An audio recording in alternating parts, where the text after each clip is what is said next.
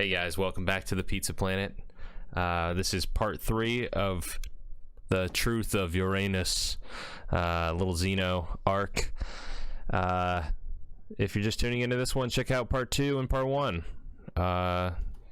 Ideally in not in that order.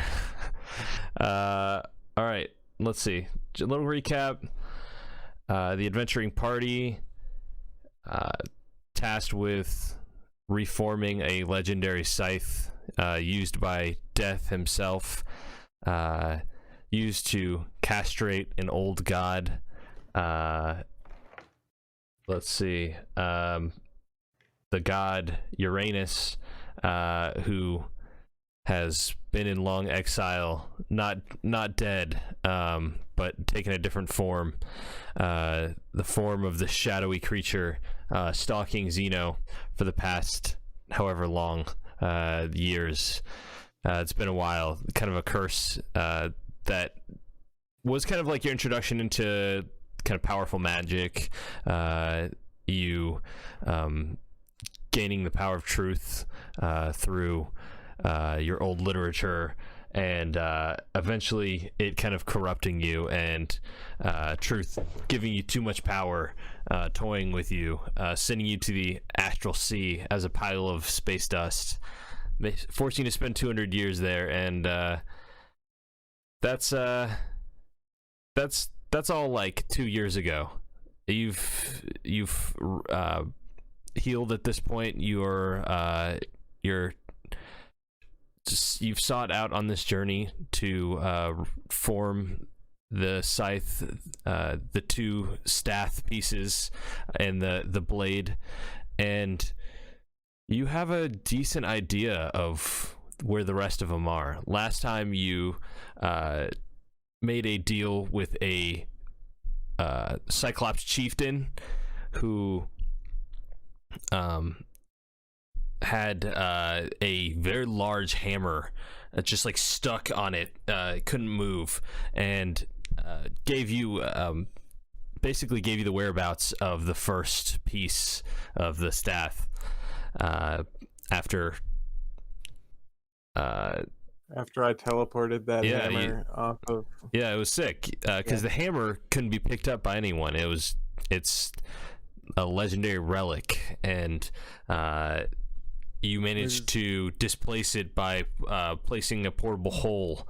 I don't remember what you did. You dimension doored it, or but yeah, I think it was my other one, the arcane gate. Yeah, you managed to bypass the brute strength required to pick up this legendary hammer and freed the ogre chieftain, who'd been wallowing in his own filth for quite a long time. You look up, you see that the hammer had fallen, obviously, from the heavens themselves. Let's see. Yeah, I'm sure there'll be no negative consequences to that. You, Xeno and the crew, you guys got fired at by new Blackfin and Lou Luxford, who is alive and imbued with the power of truth. He is actively pursuing the pieces of the staff, and let's see. Oh yeah, our fellows at Mount Olympus, our godly fellows, or demigods, got invited to a party at Chad and Brad's house, and you got picked up in their super rad extra dimensional Escalade, and it saved you at the last second as you were being pursued. You're not sure if Lou can follow, but he basically came out of a rift in space, so you feel uneasy about your quick escape. You get about a 30-minute rest in the car before rolling up to we roll up in our first scene to Greg's house. Chad slams on the brakes, and the Escalade skids to a stop. He turns down like the music, which is just like so loud it's been hurting your ears. You could hardly get a short rest in the past 30 minutes because the music was so loud. And he turns it down, and he goes, "All right, bro, we'll be out here. You go in there, get your stuff. You want to ride over there with us? I mean, your car still looks like it's in the shop." He like points over, and you see the garage is open. The car is still being worked on. Your dad has kind of made it his project since you've been gone. Man, don't even stress it, man. We're gonna be there in like 30. My boy that we were telling you about, yeah, he's gonna come scoop us, and then we're gonna come straight over with the shit. Yeah, by the way, next time you pull up my house, watch the fucking brakes, dude. That's real marble. My dad's gonna give me shit now. He kind of tilts his head out the window. He goes, yeah, dudes. Sorry about that. So, I mean, are you good? You don't want to ride, or you do want to ride? And like Lance is no, like man, just kind of we're looking good, at you in the back seat. He goes, "Hey, dude, sorry about the marble. We're cool, right? We're cool." Oh yeah. You're good, man. Oh yeah. Oh, I would never do that. I would never. Do you guys mind giving me the money now?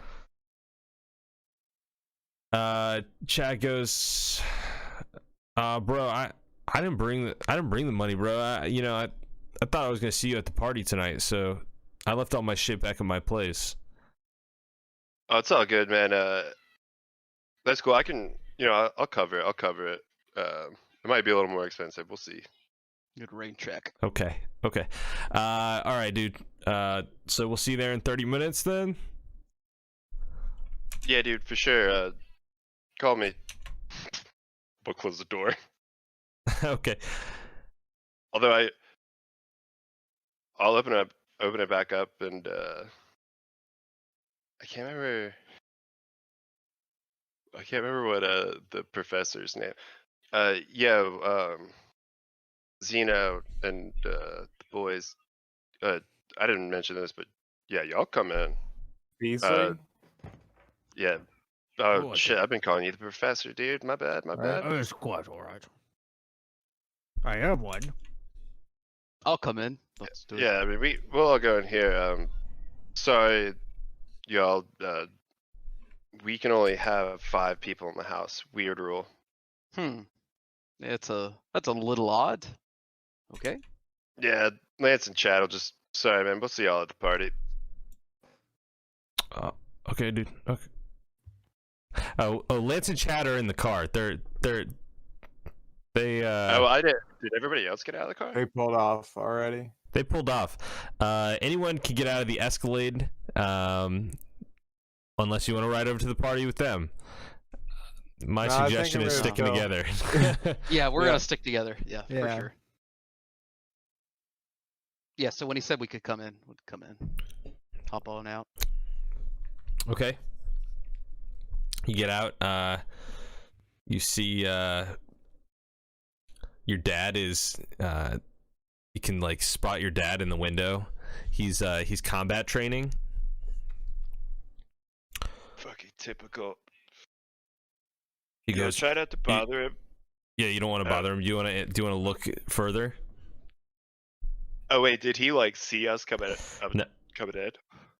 He didn't see you. Which, he has his music on. Which god is this his... again? Who's the dad again? It's Ares. Ares. Okay. God of War. All right. You see him. He's just like punching the air, and like he's got these headphones on. He's like, "Fucking dad, take this.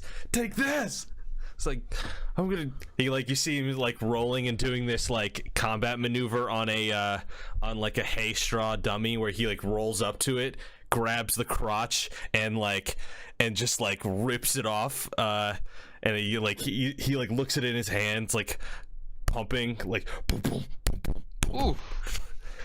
I'll knock on the window. Oh. Just be like, "Nice technique, Dad," and then roll my eyes and just keep going. So Can- I will can you do say that? you have been banished from Mount Olympus. So the fact that you are here does not look great. I'm here with my boss for my job. Okay, so you still want to knock on the window? Yeah. Well, Okay. I mean, let me real quick just make sure I am remembering some of the other bits. Right. Okay. So we are back because we're also hired technically, right? Wasn't that our agreement that Well, really, we're back Yes. because you lied to Chad and Brad. You only get you kind of bypass Yeah, like you got a ride to Mount Olympus. You're still mortal. Like you're not just a demigod now because you have a job. A loose job, I'll say. I'm like what's the definition of your job? But yeah. That's Hey, I thought technically we were getting paid for this. I thought that's what we were all. I thought we were all agreed about this. Yeah, we we were gonna put bring this guy back so that we had a job, and then my dad was gonna get off our backs, and then we could smoke bowls. all right, That's Greg. Yeah, why we're all we put here. Greg, we put the Greg, you knock on the window. demigods through. You knock on the window, and your dad like takes off his headphones, and he's like kind of looks at you for a second. He like cocks his head to the side, and he like opens the little screen door and comes out, and he's like, "Oh, bud, what are you doing here? What in the ding dang hell are you doing here, son? I thought you got kicked out." Is that the hell the person or the place? Who's this guy? Look, Dad, I'm stopping by. I can only be here for a minute because guess what? I'm at work right now. This is my boss. Oh, you're at Mr. work right now. Mr. What are you in the business of then? What is this? What? Well, sir, we are in the business of castration. I hear you're pretty invested in the business yourself. This is my personal. Hold on. We're gonna say be that. personal Can you say trainers. that again? I don't think I quite heard you. You said castration. Okay. And that's your. How do you? I'm just wondering how you get paid from it. I mean, because I've always just looked at it like maybe it's like something I can work towards, but you know what? Or I is it an open opportunity? hold on, Greg. Can I just talk to you for a second over here, bud? Can I just pull you aside? He puts his arm around you. And he says, "Hey, son. You know I've been hard on you in the past. I'm not proud of it. You know, he gets choked out for a second. You know, I just see a little bit of me and you, and I'm sorry, I got something in my. Well, Greg, you know, I think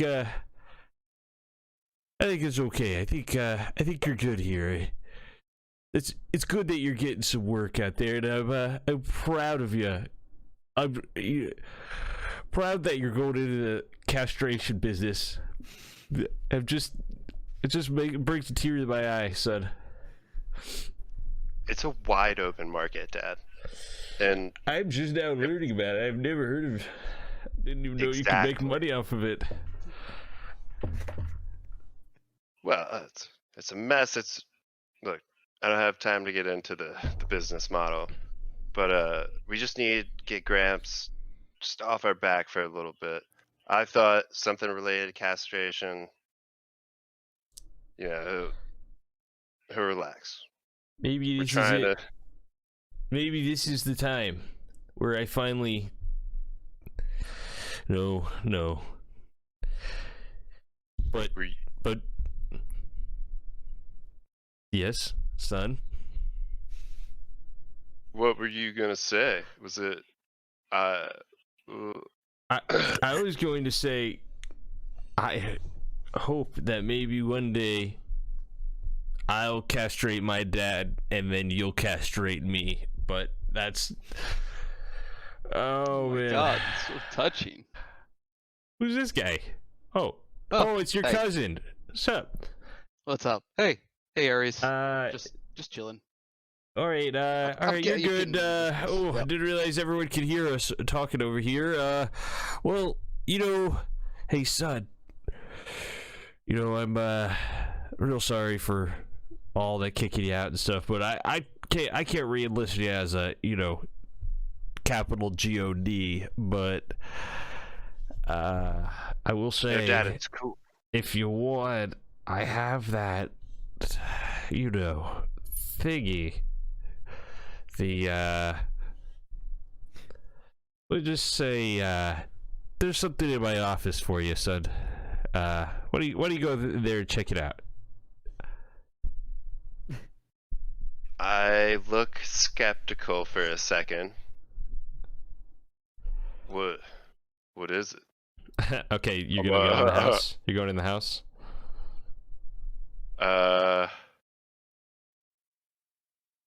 Can I? Do I feel like this is a gift or a? Yeah. Oh, okay. You feel I like don't it's a know. gift. I don't know what that says about my parents. They were great people. I thought that was like a fake punishment. Like, yeah, go ahead, go inside. You get in there and your computer's broken or some shit. This is what you do when you fuck with me, son. This is what Okay, happens. Then yeah, I'm gonna Break your go Xbox. inside. All right, you go in. You see on the wall in the office is the scythe, the big black like shit, almost like has this kind of like green translucent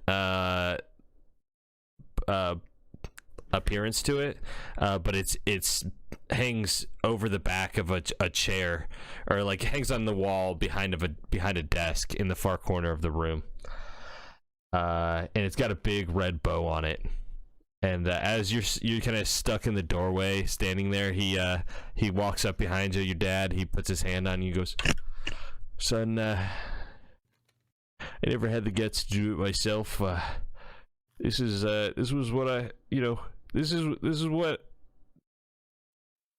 what I was gonna do it with." You don't even have to say it, Dad. I love you, son. I love you so much, son. It gives you a big blobbering hug.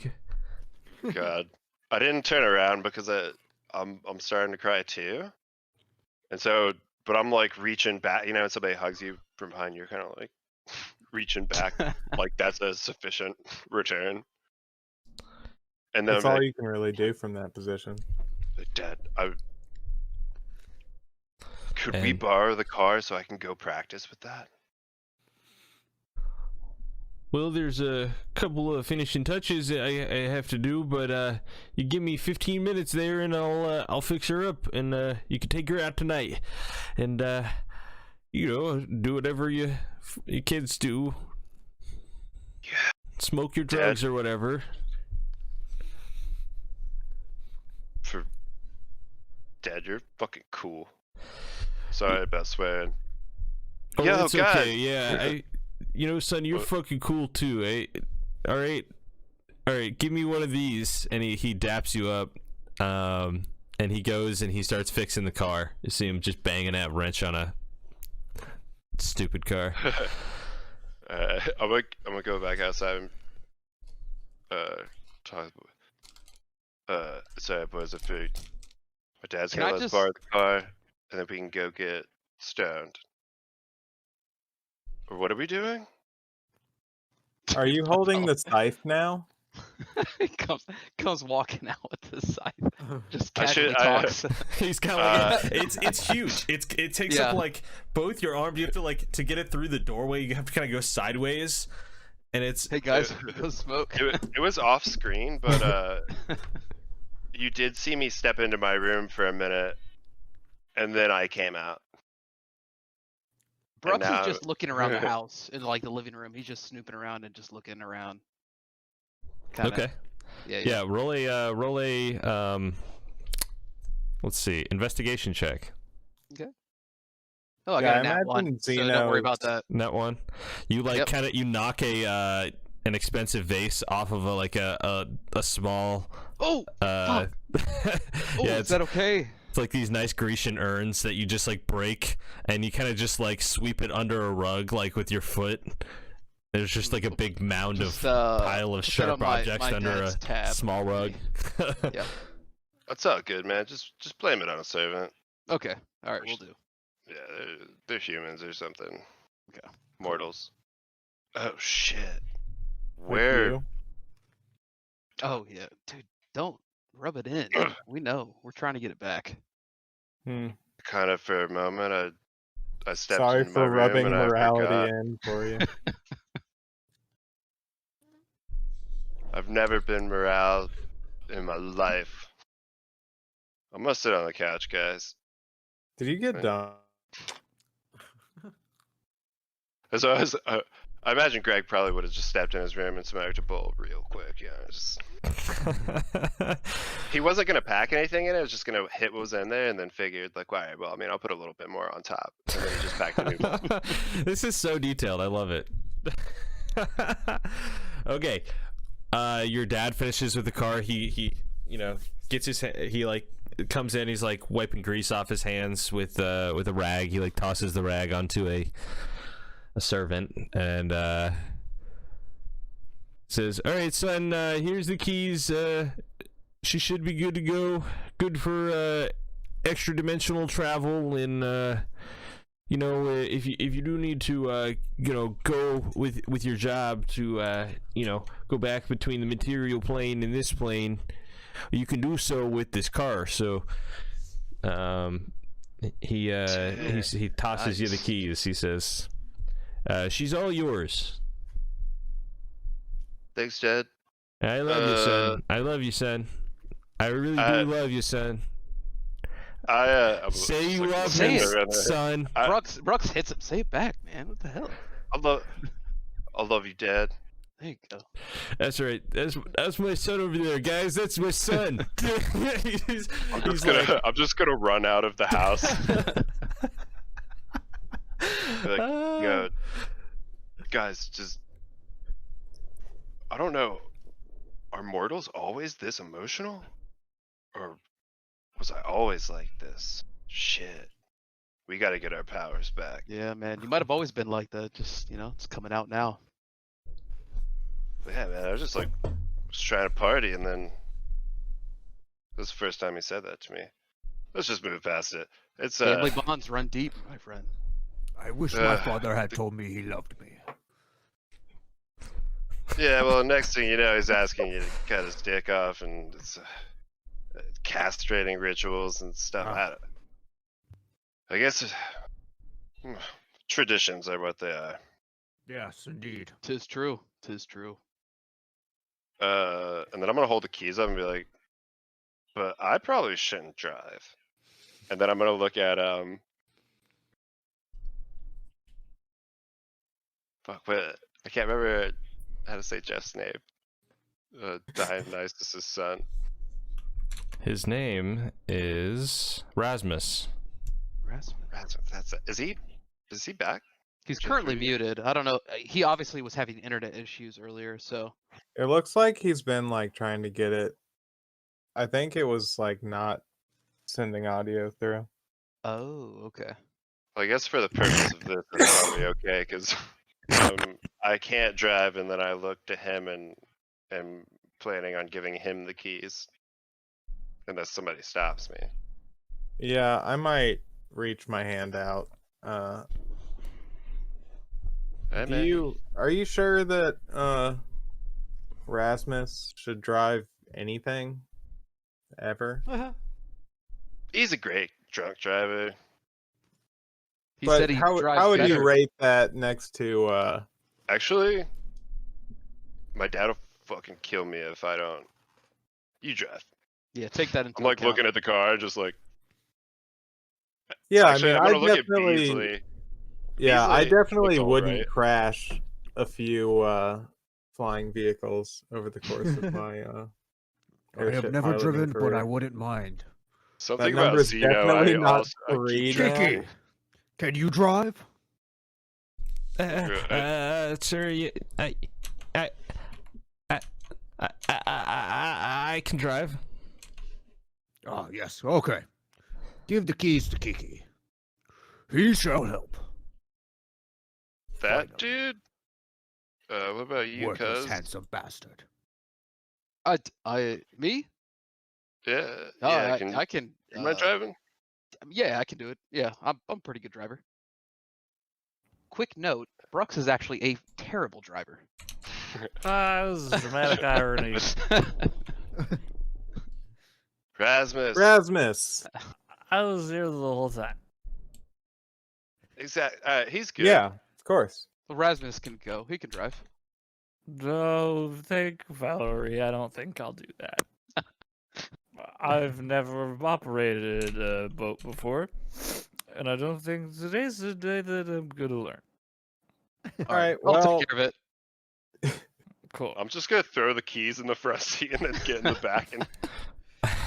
Just see who gets in there. I guess. I mean, I actually do have like My a manservant proficiency. Kiki said I've he just could had some drive. terrible. So Do it up. yeah, so both Kingsley and Zeno have offered to drive. Kingsley gets up and he like goes to open the door and he sees you. He's so meek and meager that he just awkwardly like makes eye contact with you and then looks immediately down to the ground and like walks and gets in the back seat. Oh damn. Well, I am a big gold dragon, I guess. I pat the seat when he gets in the back. Come on, come on, Avid. I don't draw attention to the fact that I know. Can we all fit in here pretty well? Right? Yeah, everybody can fit in the car. Cool beans. It's It's and a you know, Lincoln Town Archie, I'm sorry, Greg. Describe to me what the car looks like. Nothing too nice. It's the kind of car your grandma drives. I'd say it's Buick. Yep. My grandma Nah, drove a but- Lincoln. I'm trying to think about what the. Oh man. El Camino. It's a modern El Camino. Hell Okay. Dude, yeah. I'm in the back of the pickup area. I'm just Yeah, throwing it back. It's basically an El Camino, so it's like a El Camino truck, Cool. but it's like really nicely put together too. So like some tasteful, Flames. kind of just designs. They look like the outlines of blades, spear tips. I would like to invoke shotgun no blitz.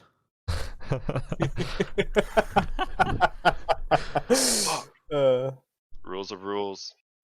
And then Beasley hobbles over still with a cane, like over embellishing his limp. And I then he picture you gets guys being in, like 4 people in the front seat, like right? I Like, mean, yeah, it's not gonna have bucket seats. I We love can it. fit. Brooks is in the back of the El Camino. He's laid out. Kiki, get in the back of the El Camino. Oh, yes, sir. He gets out and he gets Right here, Kiki. Right next to me. he Brooks pats. sits next to you. There you go. All right. So Are you guys going? Where are you guys going? yeah, I feel like Zeno, rather than getting into the car, is just standing at the driver's side door, staring at that scythe, and just So, does anyone have any more ideas on? It's like a second piece of the wood, the like handle. the snaff. We Yeah. have the snaff, so we still need the other pieces, don't we? Isn't the blade at Dionysus's house?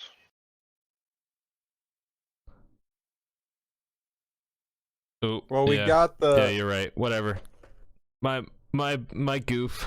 I think it was actually at Dionysus's house, but hey, maybe they maybe he got it somehow. Who knows? I don't know. My mistake. Oh, because Oh, poor Robo Jeff. Can't say a ding dang word because he's just a robot. Oh, he's playing. I didn't realize the scythe was like put together. I thought that It's was not. just an extra. Or I thought I like what figured was they in the were Yeah, I just thought different that was sites. just the put together blade. thing. Oh, I thought we had like the blade, and then we got the ass scratching stick that was the like handle. Mhm. Yeah. Yeah, so Oh shit, that's right. yeah, so you That's have what was the ass crashing stick, and it was in the poop dungeon. Yeah.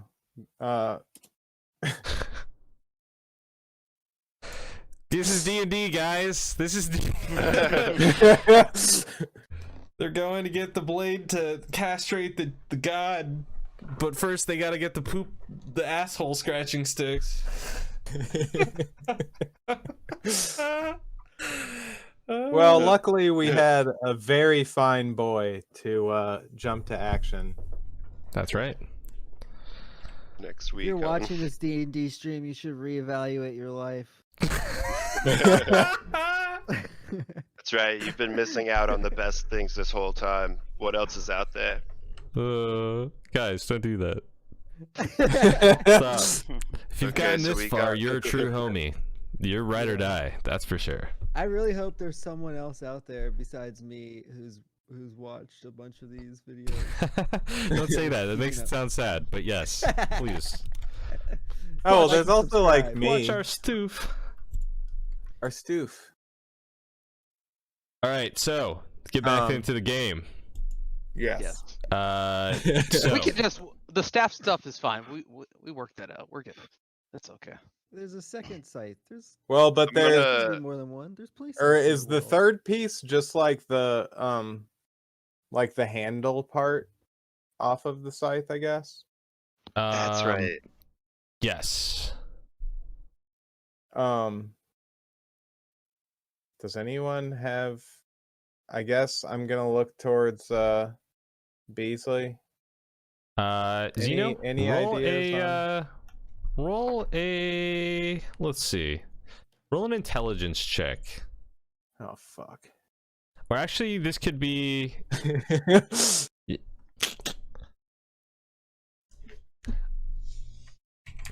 because I think you've seen this item in your past. Possibly you'd be able to remember it. Recalling memories, I think, is intelligence. It's been a while since we played D&D.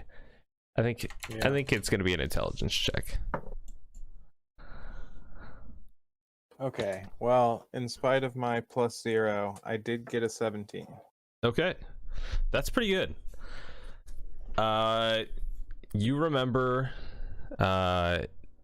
spending some time on the ship, the old Blackfin, and whilst in the captain's chambers, you were able to spot something that was hollowed out and not intentionally being used for its purpose, but rather to smoke drugs. This object looks like it would fit rather well within like the piece here. What I'm trying to say is I think what you're looking for is in the hands of Lou Luxford, legendary pirate. Yes. Sorry. I love that guy. Lewis, pretty dope. Oh, I man, just, Greg doesn't know him. Poor guy. Poor guy. Poor Greg. Well, I think I know where I'm just gonna Zeno communicates. Well, how do you go about getting it, Zeno?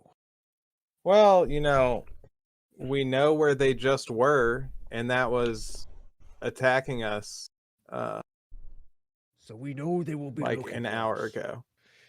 Zeno, what if we go to this party and use it to our advantage? Oh man, those dudes really suck. So we should And be so we can have sure.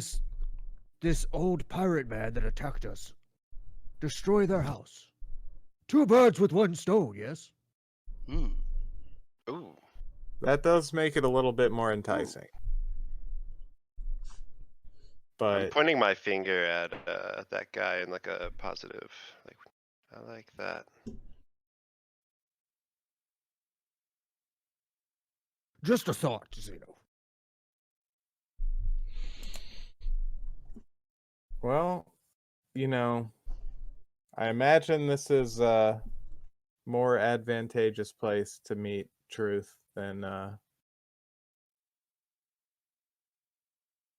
you know, where there aren't gods that are invested in allies of ours.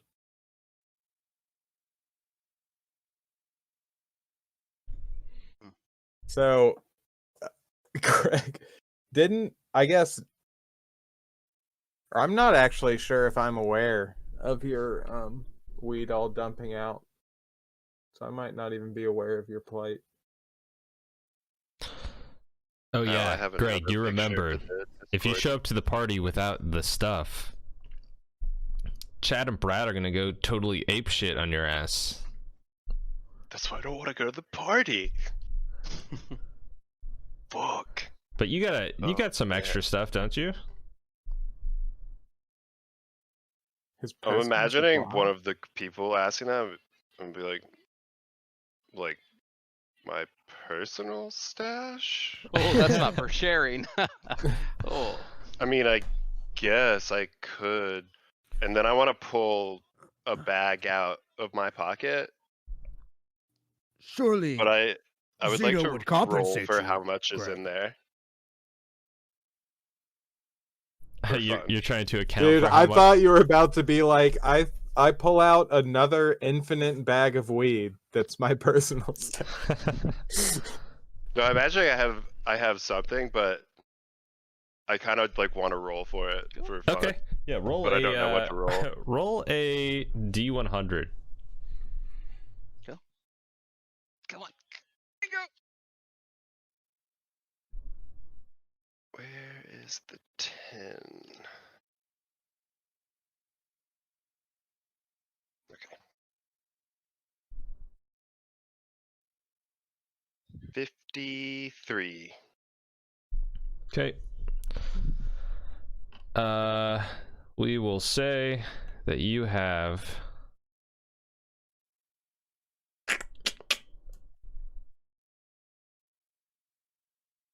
53.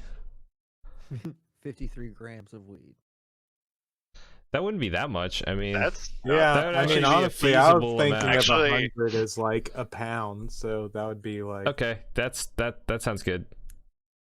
I did personally get a little uncomfortable imagining giving this away. Like, fuck. There you go. I'm sure Zeno will Act- compensate you, Greg. Use that This is as for an your actor. job.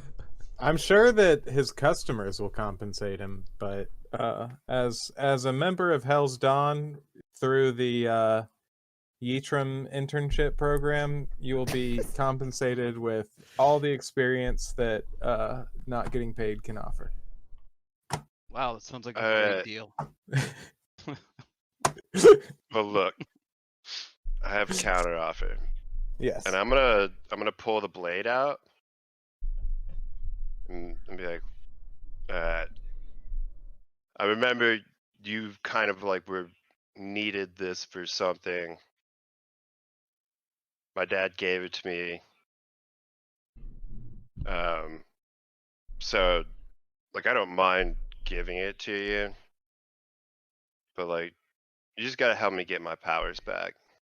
I am like, all do in you- on that plan. Also, like,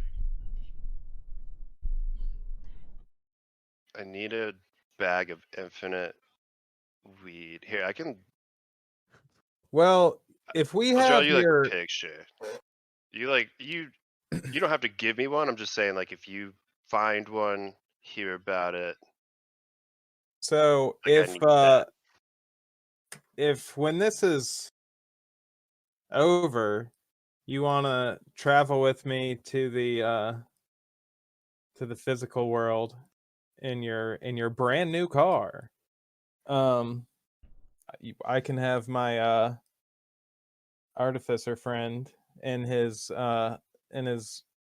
brand new shop, which is the reason why I can't pay you, is because I'm fully invested in the enterprise of Hell's Pond.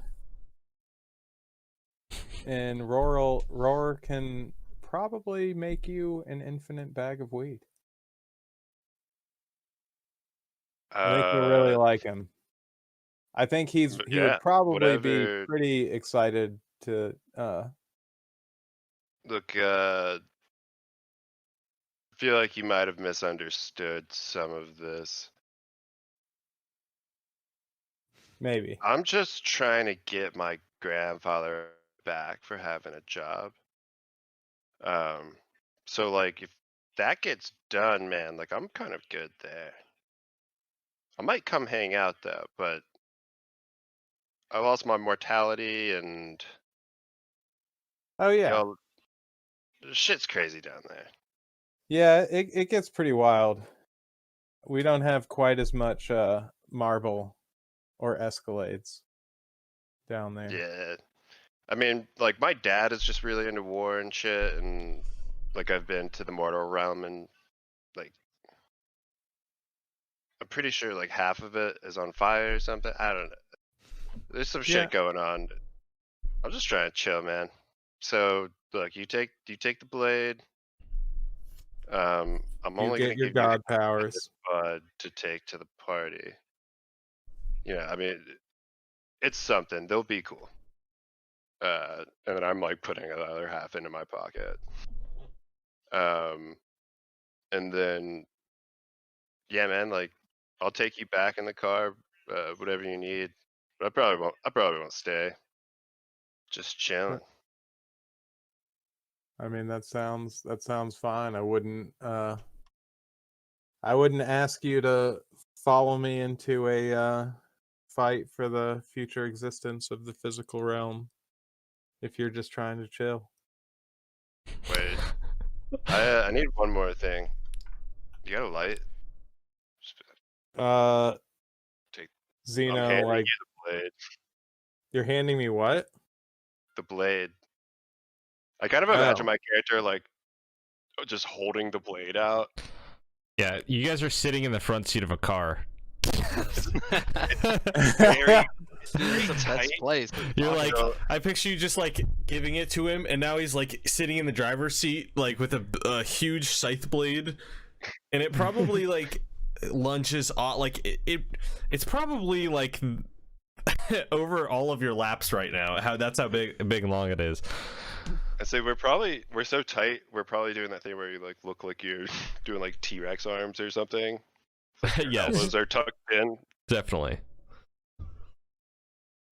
Well, thanks for putting that more heavily onto my lap.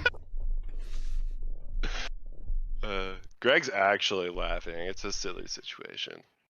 Indeed. Let's fucking ride. 2 Yep. down, 1 to go. I'm gonna turn on the radio as we leave, putting on Xeno, something when we get all the parts, trappy. I can put it together for you. Guys, I can beatbox. You guys want to hear it? Yes. All right. Is that pretty good? I learned that from my dad. That's Like that. That was What is happening right now? that was really good, sir. No, I was going with the music. I thought the music kind of maybe wanted to beatbox, so I figured I'd just show it. That Oh, was yeah. I imagine smart. Xeno tries to do that, but it's kind of like Excellent work. dog mouthy, so he just kind of looks like he's trying to get peanut butter off the top of his Oh mouth. goodness, yeah, totally.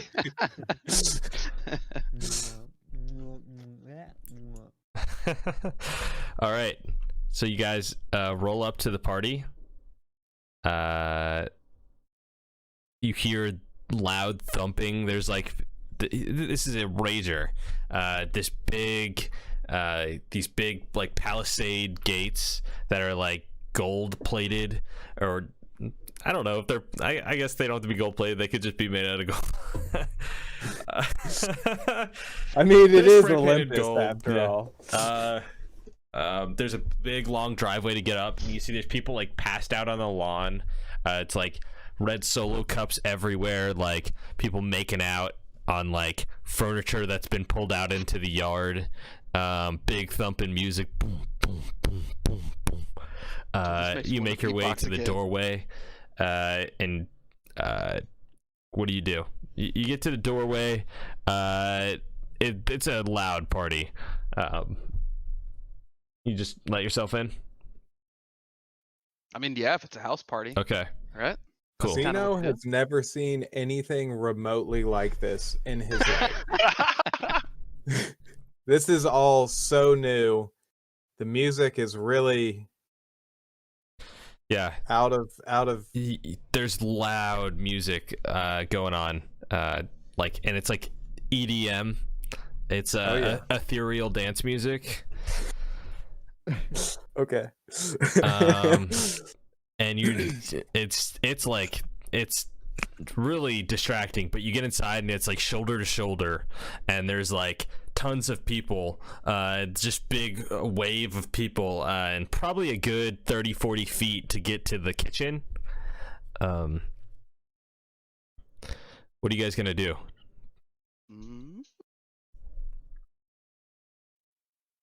Okay, wait, repeat that one So more you time. know how some Wait. people are really good at like slipping through a crowd of dancing people?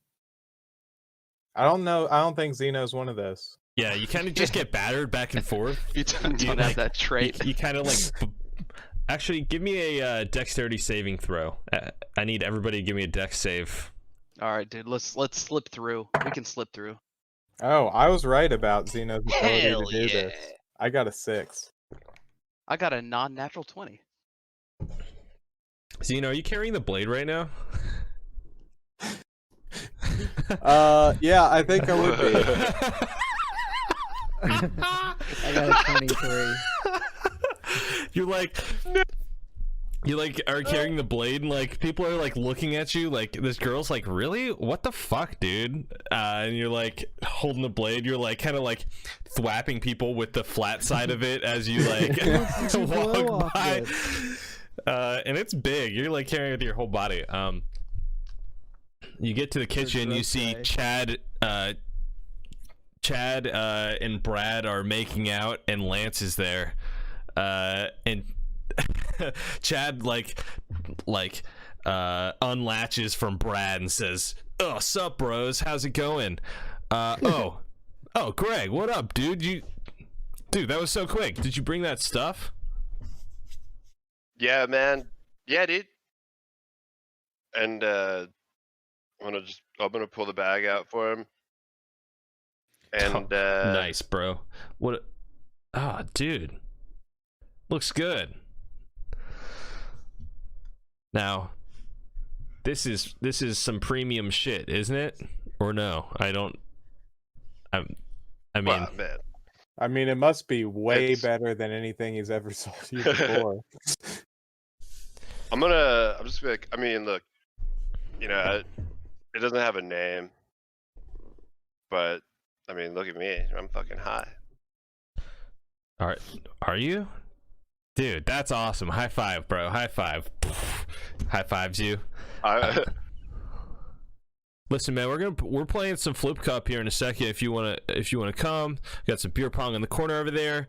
Got my boy Steve has just been jumping off the roof all day long into the pool. That's all he does. Like literally, you like look out the window. You just hear this guy. He's like a big, dumb, stupid looking guy in a bathing suit who's jumping off the roof, and he just says, "Mount Olympus Thunderbolts rule!" And he like cannonballs.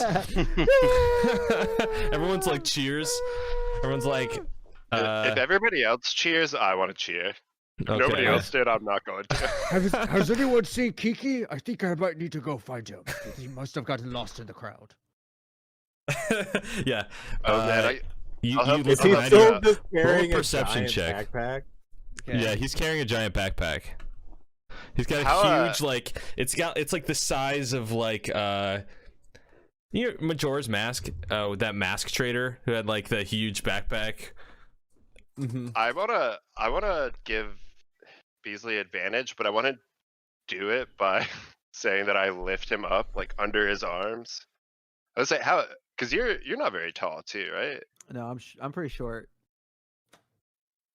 And I'm like 8 or 9 feet tall. If Or he maybe gives me a, maybe I think it might be 7 feet. wait, so did you give me advantage? If that's cool with Pat, Oh yeah, that's cool. that's what I want. Yeah, that's fine. Okay, I rolled a nat 20. Okay. My first roll was a 2. That's why I was like, "Are you giving it to me?" You see him shuffling through the crowd, and like he kind of loses track of you, and then he goes like downstairs into the basement. Oh, here, Greg, let me down. That snivy little minx. I'm going to go give him an earful, if you know what I mean. Running Ed, off with my do you need things. do you need help getting through or anything? No, I can dance my way through. And then you see Beasley just like break out into dance, just I'm gonna completely bob my head ignoring while I the watch him do it. ignoring the limp, and he's like almost like ballerina dancing through the crowd. Excellent. 1 and 2 and 3 and 4 and 1 and 2 and. Yes, here we go. You like do a little spin with this young lass. She goes, oh. She like gets weak in the knees and falls backwards. And you make your way to the door. Clean yourself up.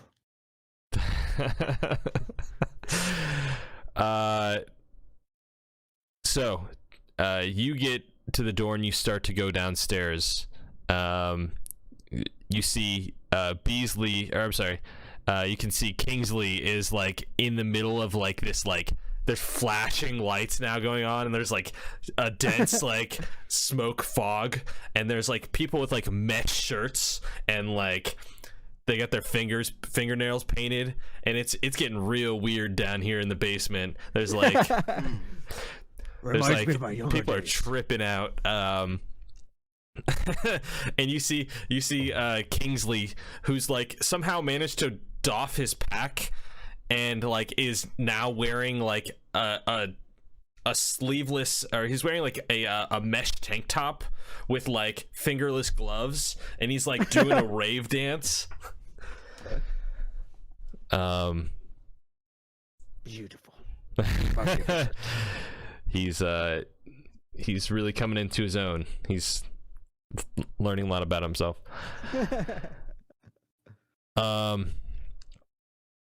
You hear a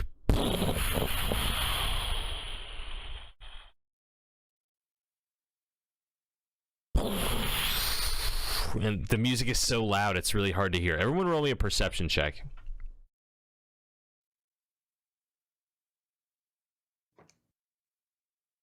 Three. 17. Beasley's 10. on point. Yep, 10. 19. 19? Yeah. Okay. You hear the sound of cannon fodder.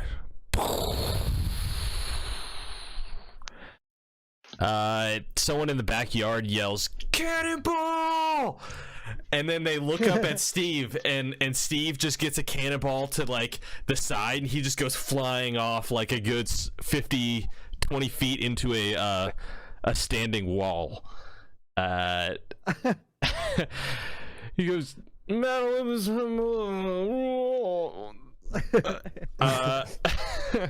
you look up in the sky and you see a rift has been torn open, and It's not good. you hear an insane pounding. The music gets stronger. Boom, boom, boom, Cannonball comes off, hits the house. Chad runs outside and goes, dude, what the hell, bro? My parents are gonna kill me.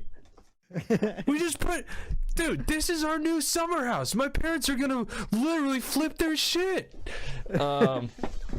I think they'll be okay. It sounds like they should just buy it. People are like okay? mass exiting the house.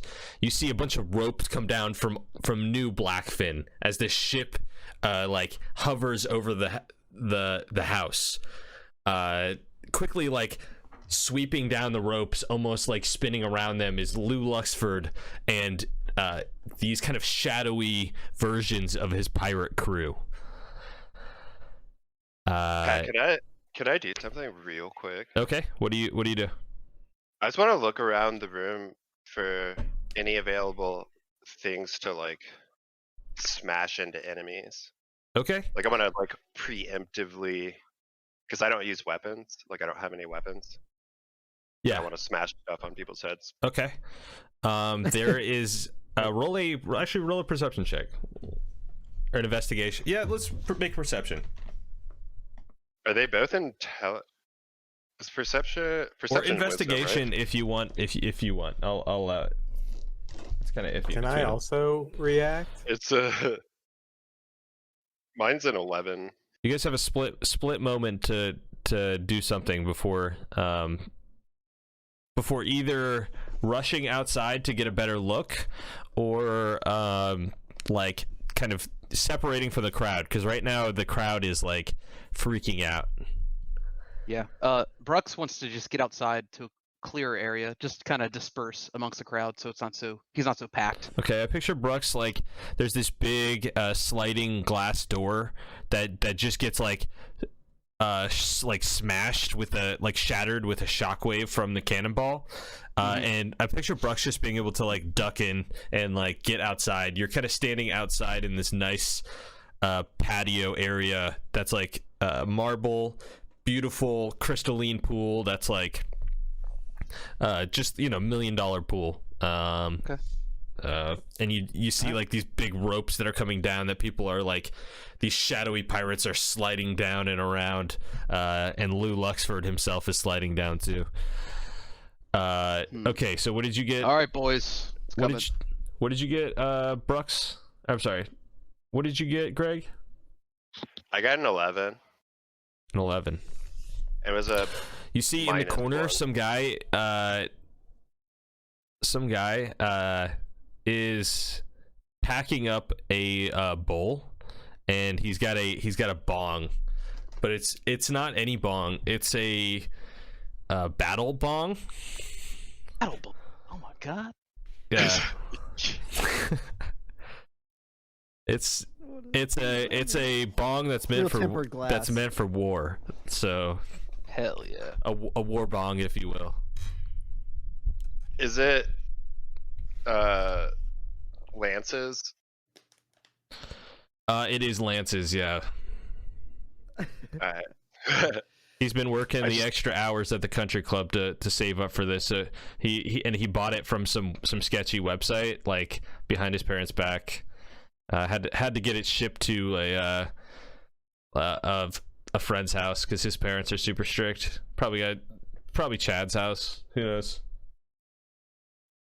I'm trying to remember which one I liked and which one I didn't. Lance is the one that you probably is pretty chill.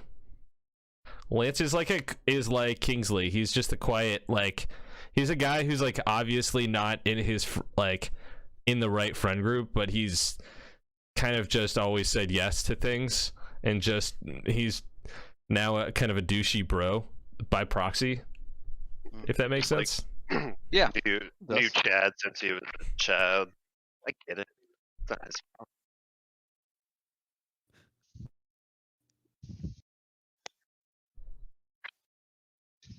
All right, so you find the battle bong. Anyone else want to do something right before combat starts? Yeah. I'm still in the basement, right? You're still in the basement. Okay. I look over at Kiki. You know what to do, Kiki. It's time. Boom, boom, boom, boom, boom, boom. You go upstairs. Music stops. Lights come on. You see his face is like shifting and jumbling all around. We must fix the site.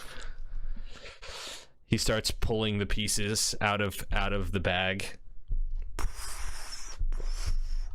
And he goes, "The blade.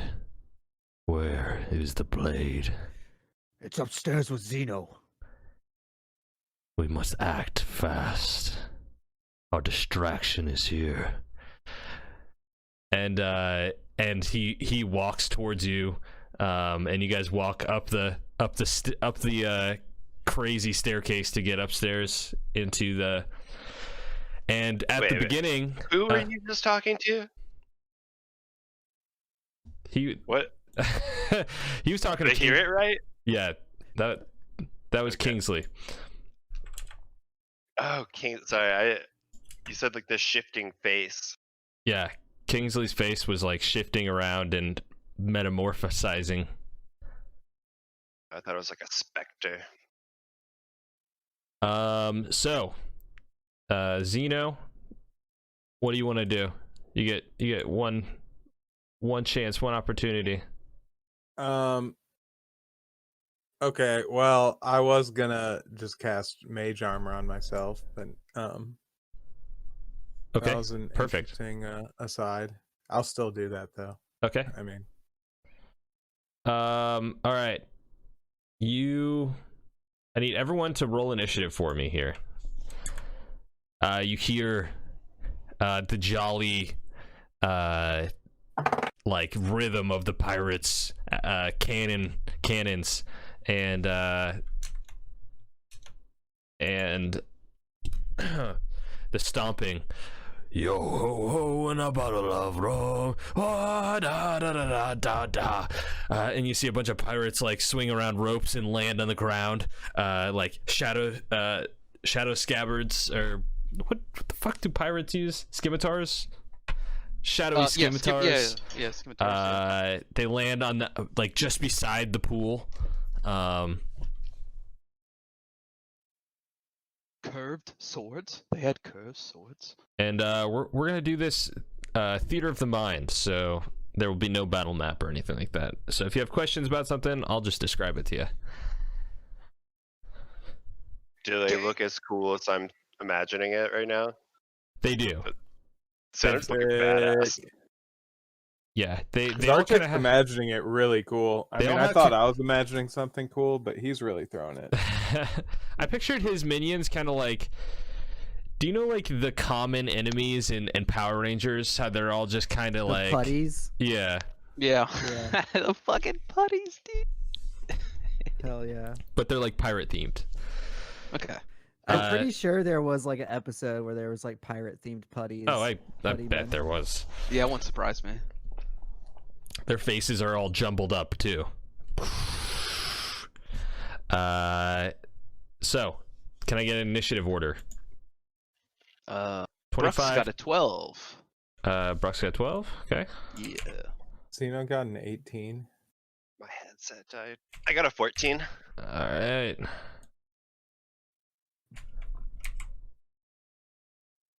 I got a 1. So is Jeff is just not. He's just gone. Oh wait, he messaged. I don't me. know. I don't. No idea. He was going in and out. For He said getting it rolling when I can. All right. He's just having some technical difficulties. That's all right. So we'll say Rasmus is not here at the moment. He's in the party somewhere. He's still drinking somewhere. All right. Yeah. So he's finding the keg for sure. True. Beasley, what? I got a 1. Oh.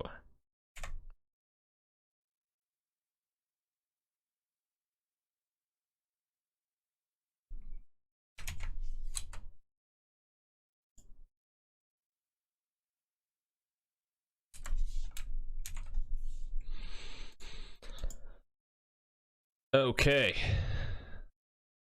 And I will roll for our friend Lou Luxford.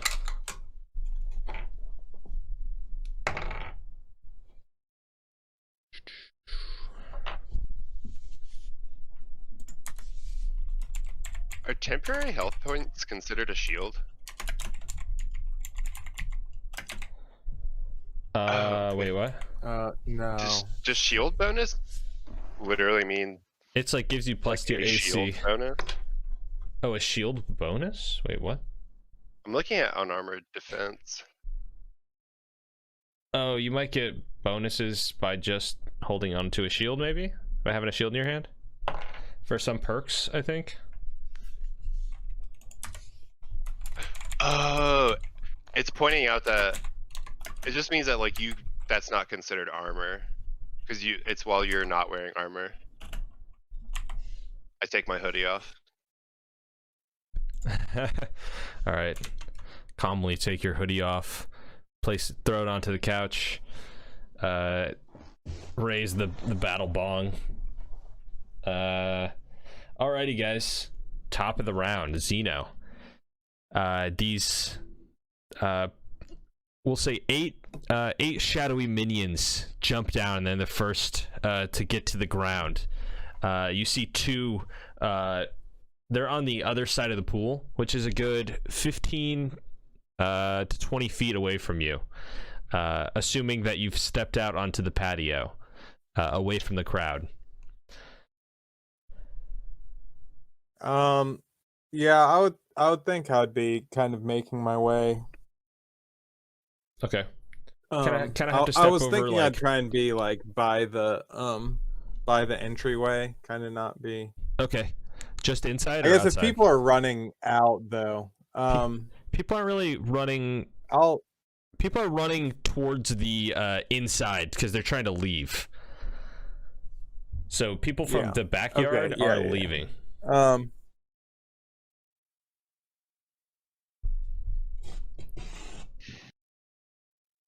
All right.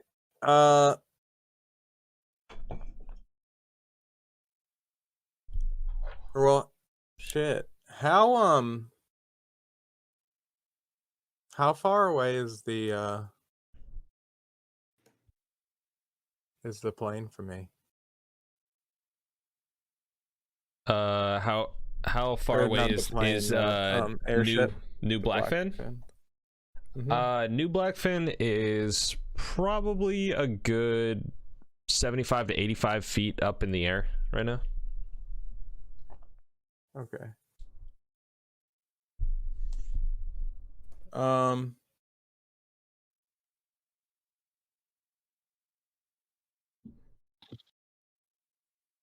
Okay, I guess I'm gonna start as I'm just gonna Eldritch Blast 3 of these minions. Okay. Roll attacks on the minions. Nat 1, 28 and 25. Yeah. Everything hits but the nat 1. Yeah.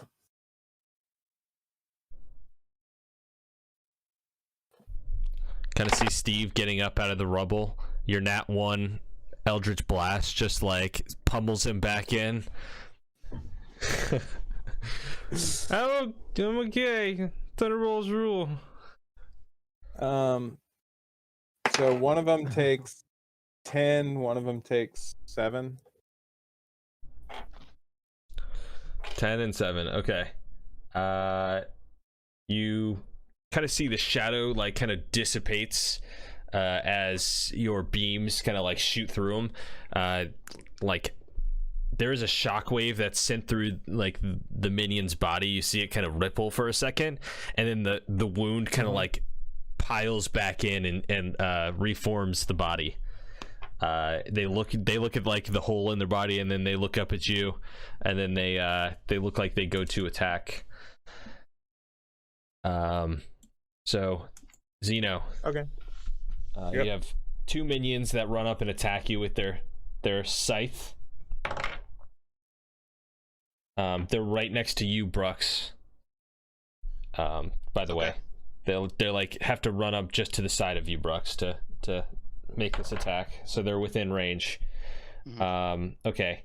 So one is a 21 and one is a 17. The attacks? Yeah, but this is for Xeno. Oh, okay. Yeah, those both hit. Okay. All right, so you take 12 damage on the first one, and you take 4 damage on the second one.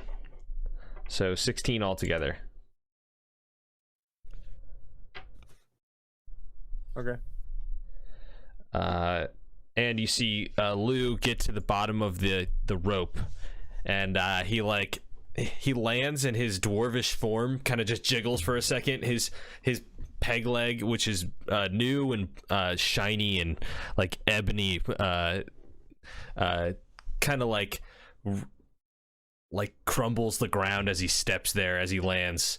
His stout form, he just lets out a jolly laugh. His eyes are like, you can hardly even see his eyes because he's smiling so hard, but he like looks in your direction as his belly jiggles. He lets out this big laugh. Oh, ho, ho, ho. Xeno, it's been a while, friend. It sure has. Hey, Happy to see you alive. I wish I could say the same for you. And he calls down 2 more shadowy minions that stayed to his left and right. Mhm. Let's see. Now it is Greg's turn. Right. Can I see Xeno from where I'm at? Yes, you can. You're about 10 feet away from him, just inside in the living room. You can get to Xeno if you like walk 10 feet. It is difficult terrain though, so it'll actually take like 20 feet of your movement, because people are like shoveling out of or into the house, I guess. Real quick before we really get into combat. Yes. I think I said this before everyone was on, but since we did a short rest in between these 2 sessions, everyone got 10 temporary Hit points. Yep, I'll from put that down. me. Okay, cool. Thank you for the reminder, though. Yep. Much appreciated.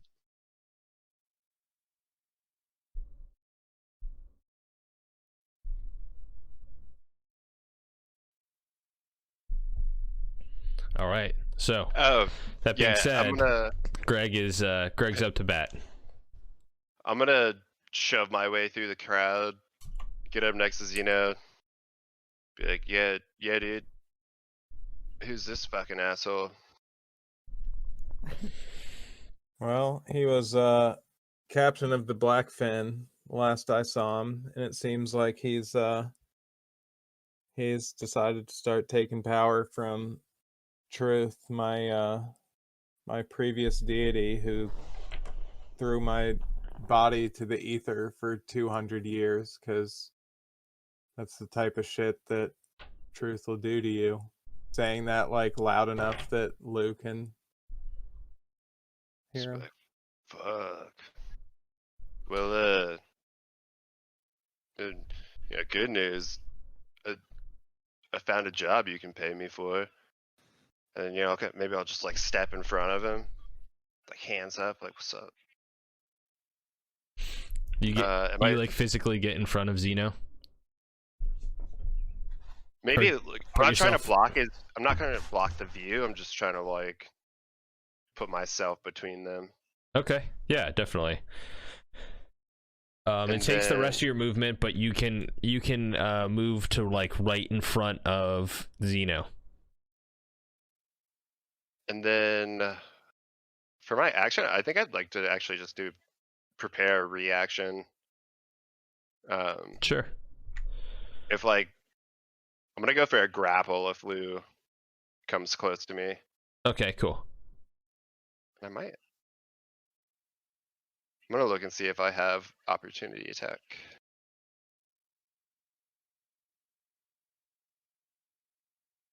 I'm gonna say no because I can't find it. Okay. Continue. Cool. So you put up a defensive stance in front of Xeno. Not to obscure him, but just to kind of play protector. Do you have the battle bong? Are you two-handing the battle bong? Oh no, since Lance was the cool one, I set it in a safe place. Oh, okay. as I You walked put the over. battle bong in a safe place. Okay, cool. What a guy. I'm gonna use my do the fist kiss thing, Cool. and I'm a high school wrestling champ. I'm gonna turn around, Xeno, just so you know, high school wrestling champ. Xeno's got 2 undead that he's currently engaged with, and still just like nods. Dad. Oh man, I'm really high. That's how it is. That's okay. No, yeah, you get in front of these 2 shadowy figures, so the next attack they'll have to attack you, and not Xeno. Okay. Let's see. Now it is Brux's turn. Okay. Brux, you see just to the right of you.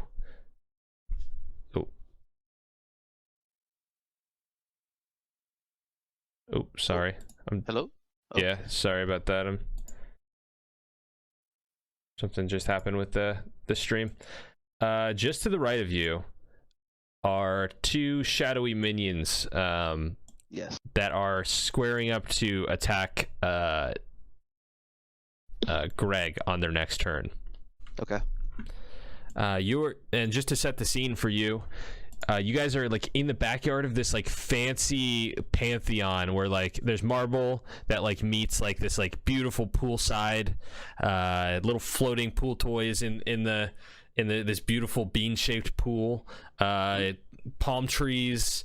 Excellent and like just the landscape is just like a rising sun always, so it's like this amazing sky with like clouds, and you guys are just sitting on the heaven tops. So you're in this backyard, you see these pirates come down in this ship and cast this big old ugly shadow over the house, and things get all depressing.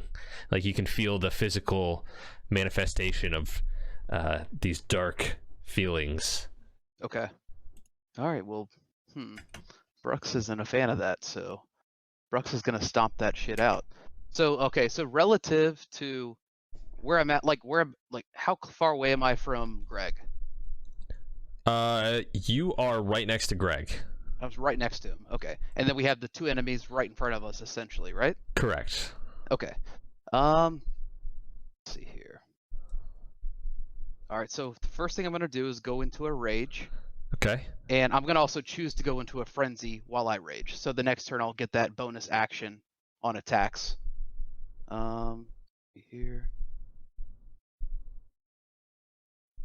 All right. And yeah, I guess I'm just going to attack the closest bad dude. Cool. And strike him twice. Nice. Okay.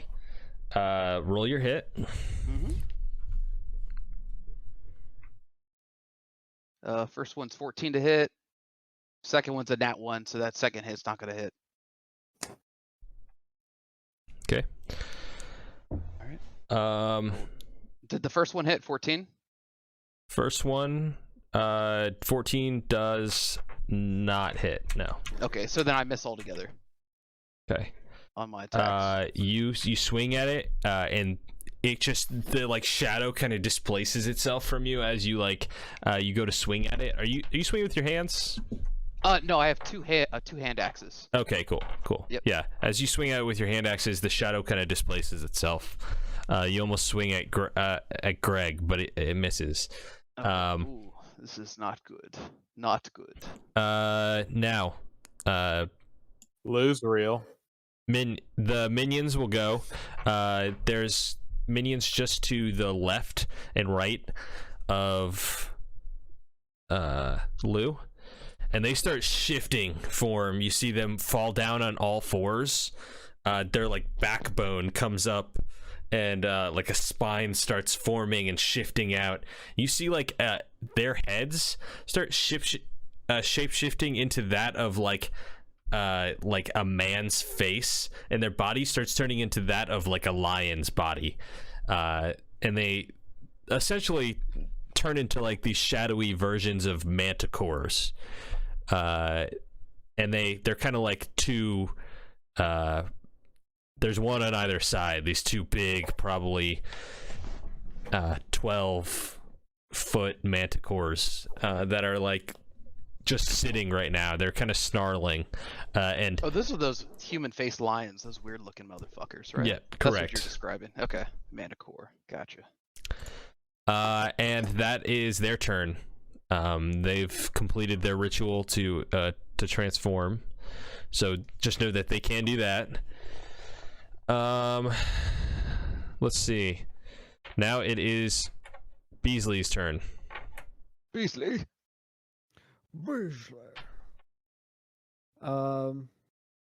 You get to the top of the stairs with the beginning of your turn. You're at the top of the stairs.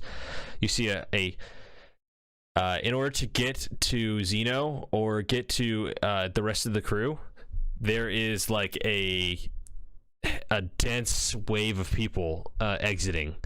So you'll either need a really good dexterity check, or you'll move with half speed. Okay. I'll make that dex check. Okay. Kiki, you get that piece from Lou's quarters. Yes. I'll finish everything else. You see him And just he turns into a shadowy apparition, and just like flies out goes out the front door and flies up immediately into the sky. I'm going to can I use the hide action and try to like slip through the crowd? Yeah, roll a stealth check. Okay.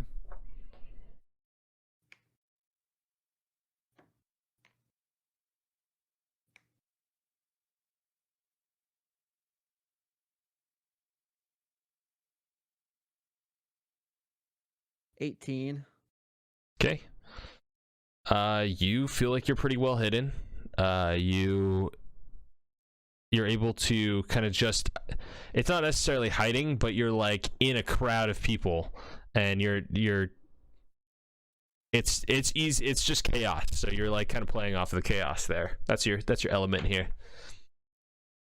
Okay. I am hidden in the shadows. No one will ever find me. Okay. What do you do? I want to try to get back to like Zeno and the gang. Okay. To the crowd.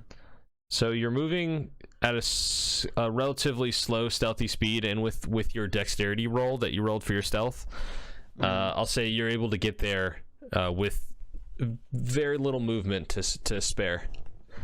Okay.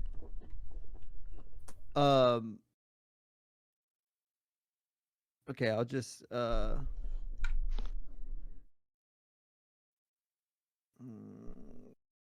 can I like hold my action, I guess? Or is that all? If that was all my movement and bonus action, that would have probably been my action, right? Because using up all that movement. No, you didn't. Movement doesn't take an action. Oh. I'm thinking I've been playing. Unless if you're doing like double movement. Yeah, no. Okay. You can hold your action if you want. You can take your action now if you want. I'll wait. Zeno, Kiki is going to get the other piece. With the blade, we can finish the scythe, and you can use it. So you hear Beasley say that. You look around and roll a perception check. You can't see if you can even see where he is. Okay. No, not you, Zeno. Oh. Yeah, so I'm Kingsley? hiding Or in where the Beasley shadows. is. Beasley. 15. Okay. You look around and you don't see him. You hear Beasley's voice saying from the crowd, Kiki, pieces, connect, and that's all you hear. You hear Zeno too, so you know he was talking to you. And it's back to you. Okay. I'm gonna yell out at Lou. Why would you trust the truth after destroying the original Blackfin? It's this high stakes situation you yelled at. He's just got his arms like up like this, like always begins every sort of sentence with a huge belly laugh. Aye, Zeno, it wasn't my choice. I wasn't given a choice like you. You were given everything. He has a connection with you. He never lets anyone live it down and punishes us for it. Now, I'll be the new favorite. I'll bring you in. Well, what's left of ya. And I'll take that scythe. And we're gonna penetrate the son of a bitch we call Aetheria.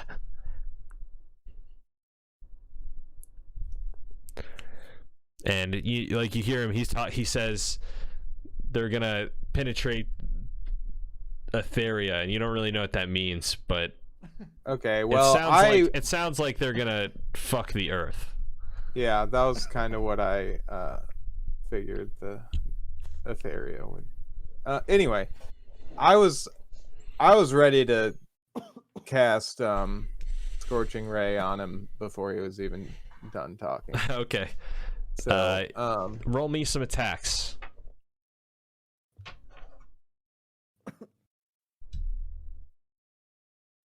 So it's 6 rays.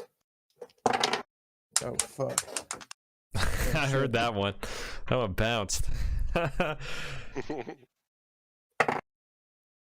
Okay, so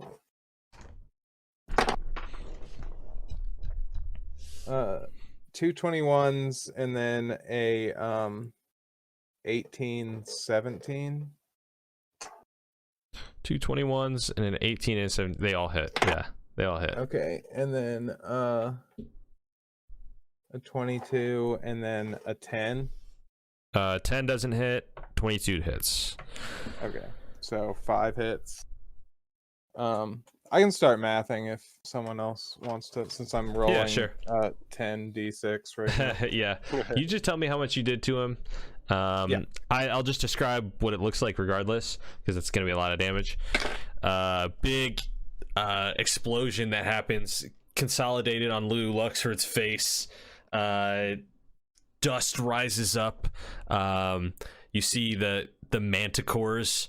They like lean down, and they look like they're about to pounce. One of them goes to pounce on Brooks.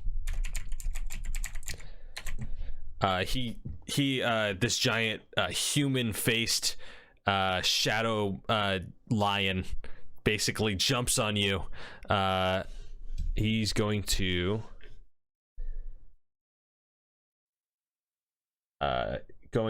make a claw attack. Okay. And that is for 12. Does that hit? If it's the same as my AC, does it hit? I forget. Does, yeah. Okay, then it hits. Yep. Okay. So I did so that's 39, 2 hits. by the way. What was the damage? Oh, I did 39 to Lou. Oh, I'm sorry. I'm confused. I thought Pat was attacking me. Yeah. He was just doing his math. Okay. Yeah. How much did you do to Lou? 39. Okay, cool. Thank you. So let's see. That's two claws. Like one claw comes down across your chest, the other across the other side, and it's both of them hit. And Yep, he they looks sure like do. he's trying to. He opens up his human jaw, and like the sides of his mouth, like split open extra wide. And you see this Jinji Ito style like lion, human faced lion open its jaw to go swallow Oh my you. God. I want to sleep tonight. Come on, dude. God. That gets you for 20. Okay. That's a 20 to hit, so that hits as well. So that's 3 hits. Soldiers, Let me roll damage. nightmares. All right.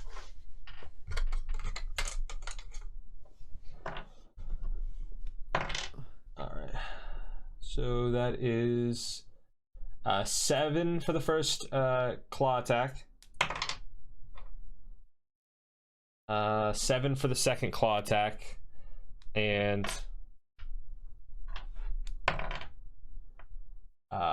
does 15. So 14 slashing damage from the claws, and the bite does 15 piercing damage as these like human teeth like clench into like your upper half and attempt to swallow you. It tries to, but you're too big and you're like rustling too much. All right, that is one of the Manticore's turns. The other one is going to jump to attack Greg.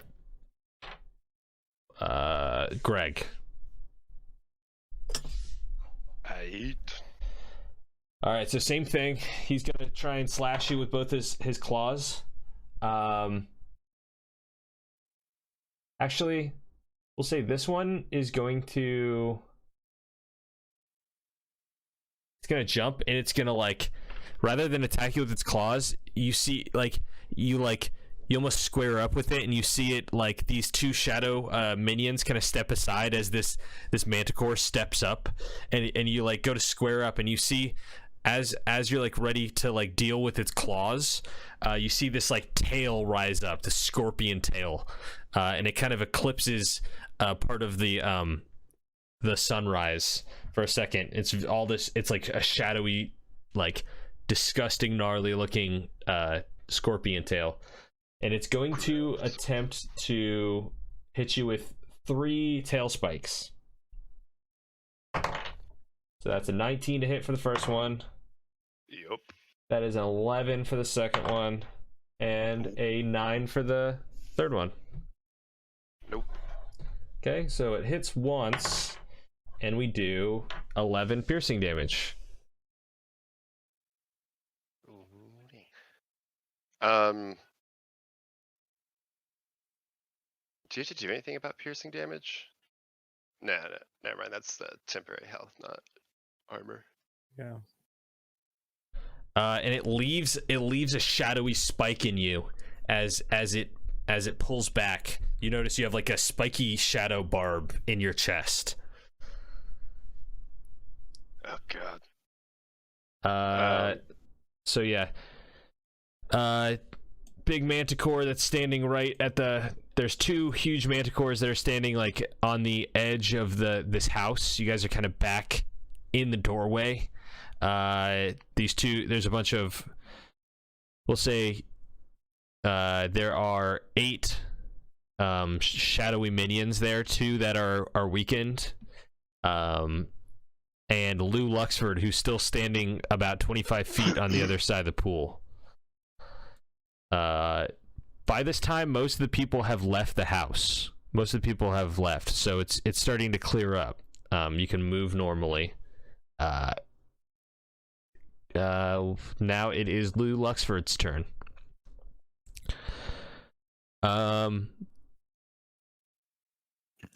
You see a shadowy figure apparates near Lou, and as the figure lands, you see it's Kingsley, and he's got this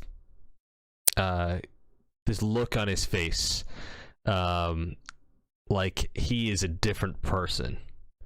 He's got this darkness about him, and you see him hand the snath to Lou Luxford, and Lou grabs it. He connects it to the other pieces of the snath, so the rod is complete. Well, and he holds it there. He pulls out a flintlock pistol that's huge. It's got this like crazy shadowy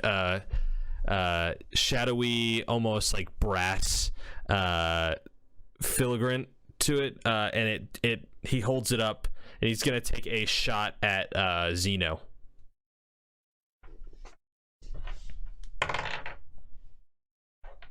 This is Mortal Kombat theme. All right, that is that is a miss well, for his first attack.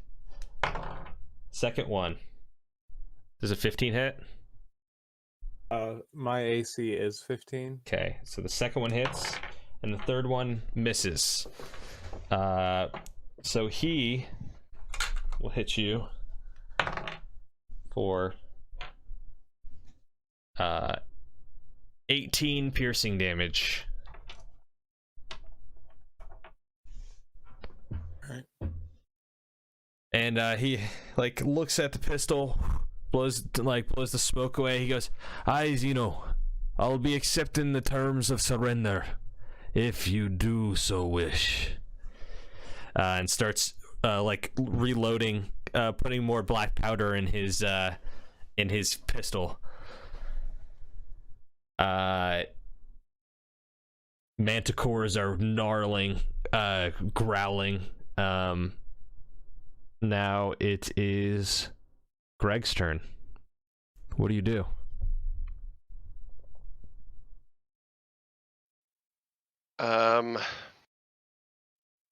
Real quick, what did we have to do to get our powers back? Did we ever find an answer to that?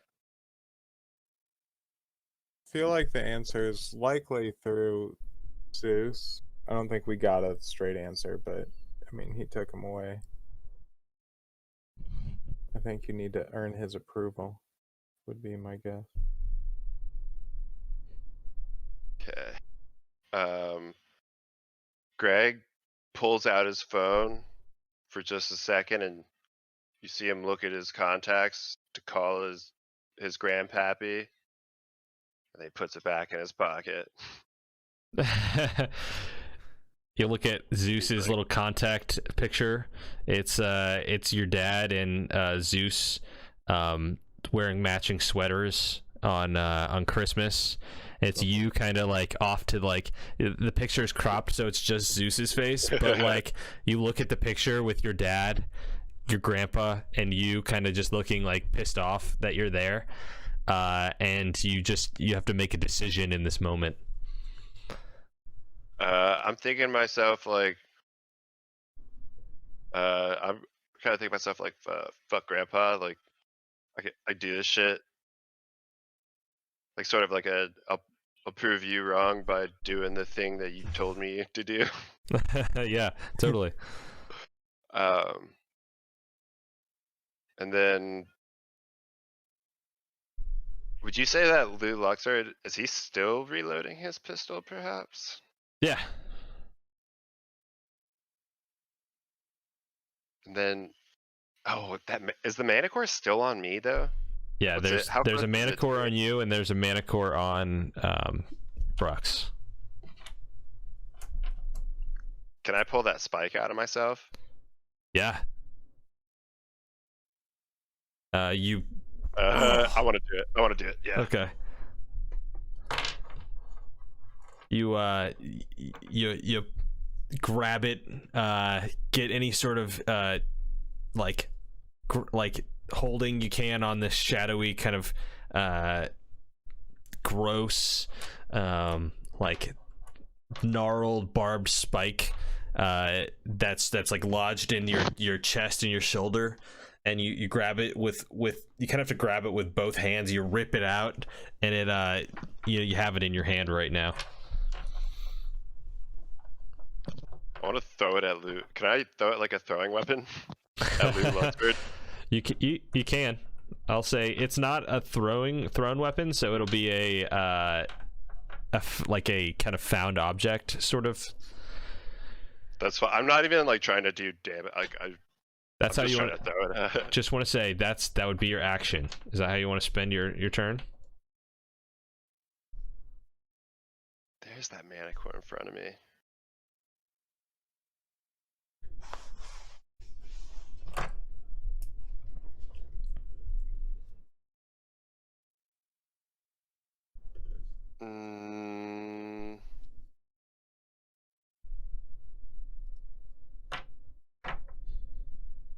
How would I take an opportunity attack running through these dudes?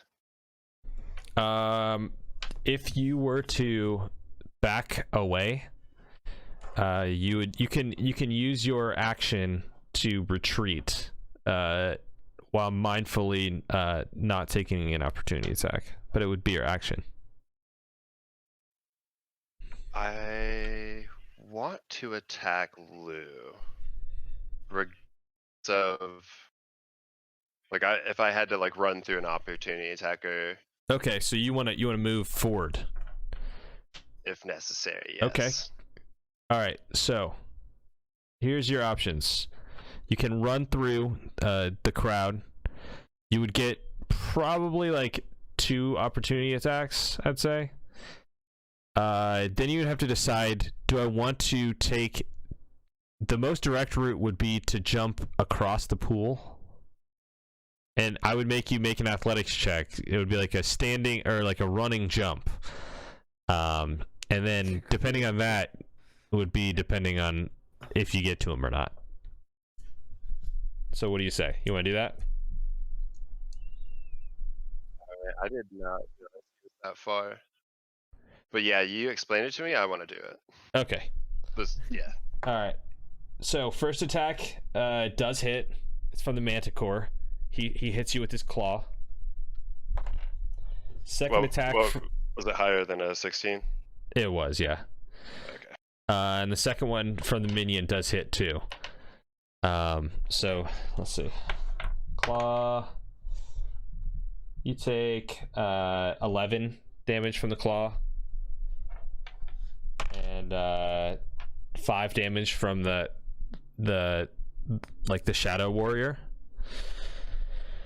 And then you like power through it, like you get claw to like the cheek and the side of your face, so you have like this sweet like tiger claw across the one half of your face, and you get slashed to like your thigh. But you power through, and you get to the edge of the pool where you go to like full speed jump and use your like athleticism to like jump over this pool, which is probably a good 15 to 20 feet across. Give me a athletics check. I'll say you can have advantage on this. I'll give you advantage on this. I don't even think I need it, baby. Let's see what we got. Oh shit. Okay. +9. So I'm at 23. Okay, I think that's everything combined together, yeah. 23.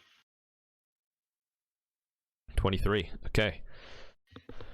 That is a clear running jump. You get to the other side.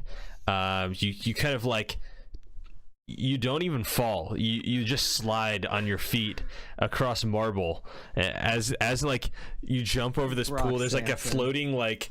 There's like epic, like you just got slashed at, and then there's like this like little floating like pool toy that's just calmly like gliding across the surface of the water, and you're just like jumping across, bleeding, all like streams of blood following as you land. You're like probably a good 5 to 10 feet away from Lou at this point. Kingsley's there next to him. Kingsley, little motherfucker. Maybe I'm muttering that. Damn, I thought, yo, I thought you were chill. That ain't chill. What's your beef, stranger? I never liked you. I don't like your face. I don't like anything about you. You're a terrible person. You smell like smoke. Brooks can hear all of this, right? Yeah, absolutely. Okay, cool. I'm like looking over my. And rightfully, your Me? parents made the right decision to kick you out of this place. You're not worthy of any of it. Kiki's a terrible judge of character. I What a don't think handsome I've. son of a bitch. I haven't actually used an action. Oh, That I've got a saucy whole little hell of a minx. lot to prove, motherfucker. But, yeah, you... Oh no, I did. I had to jump. Mm-hmm. Okay, so that's your turn, Greg. Brooks. I rage. Okay, that's fine. Brooks. Yes. How far away is Kingsley from me? Kingsley is a good 25 to 30 feet away. All right, let me see here. You have 2 manticores now who are looking at you. Yeah. And 2 shadowy minions who are kind of like right to the left and right of those guys. And just beyond that is a pool. And then there's Kingsley and Lou. But to your right, you do see Zeno there. Okay. And just a quick question: when an enemy is frightened, are they able to attack of opportunity me if I move afterwards? If they're Like frightened, if I use intimidating presence, I think if if they're I frighten them, frightened, they they can attack they you. cannot attack you. They can't make actions Okay. towards you, and they can only move adjacent or away from you. Dang. okay. All right, so I want to make my way over towards Lou, but before that, I want to use intimidating presence to try to, frighten Okay. the closest. You will line take to me. 2 opportunity attacks. Okay. Now. Oh, That's I wanted to use intimidating presence before I moved. Okay. Yes. Okay. So you're gonna try and make that on the manticore and the shadowy. Correct. Okay. Yes. So they will make a wisdom saving throw. And they both fail. Okay. Great. Nice. You see them. You see that the manticore starts to like back up, and it's like it's got its back against the pool right now. The shadow warrior is like he's like meagerly looking to the left and right, and noticing that he has no allies next to him, and he's starting to like back up. Okay. All right, and you then see yeah. So you see a after that, clear I'll use my opening. movement to get to Lou. Okay, cool. You see a clear opening where you could jump there. If you go around the pool, there are more enemies to deal with. There are Gotcha. about But I can go there are through the about 4 more enemies that you'd have to deal with to get to him, or you could Okay. go try and jump the pool, or move through it. You'll move at half speed if you jump in it. Let's jump it, just because I'm so fucking athletic. This is gonna be so easy. All right, roll an athletics check. All right, Here let's do comes the nat one. it. I want to. Why do you have to say it like that, Josh? I just Like- felt it in my Hey, soul. man. It was fun until you said something, Nathan. Why All you, right. why you put that let's see black here. I was magic trying to on? unjinx it. Oh wait. Oh shit. Okay. 23. All right, 23. Yeah, easily you're able to jump it. After watching your cousin do it, you're like, I could do that. Hell yeah. You do it at half the speed, and Yeah. and you even get a little bit further. Hell yeah. Half the time.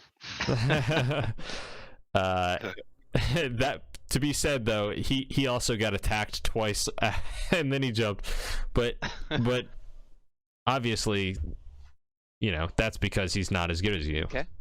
I'm That's holding my true. knuckle That's out true. to knuckle bump you as you get Yeah, up. dude, I bump Actually- it. I give him a nod. You know that thing that like you're facing like one dude's facing one way, and then his like badass friend walks up behind him, and he just like has his like arm and fist held up, for the dude to like hit as he walks up. Nice. Yeah. Okay. Okay. That's And then okay. then my last thing, Pat, is since I did frenzy last turn, I get one bonus action with an attack. Just one basic attack for bonus action. Okay. Right? One. Yeah. Okay. Wait. Say again. So Because so you frenzy, raged.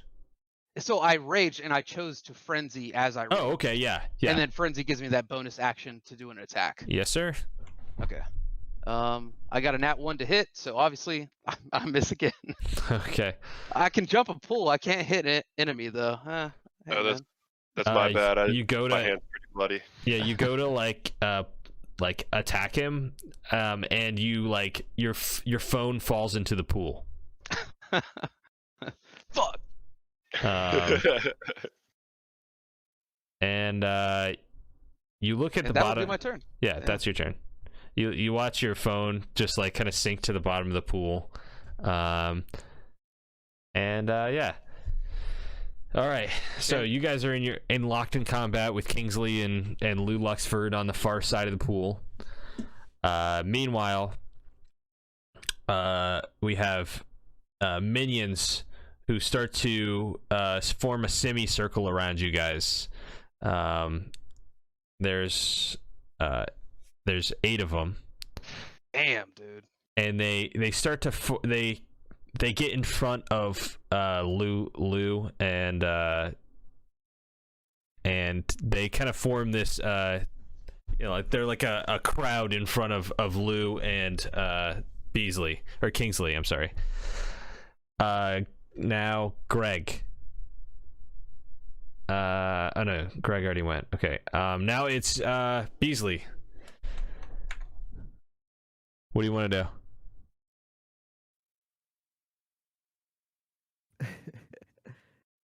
You hear Beasley's voice once more, Zeno.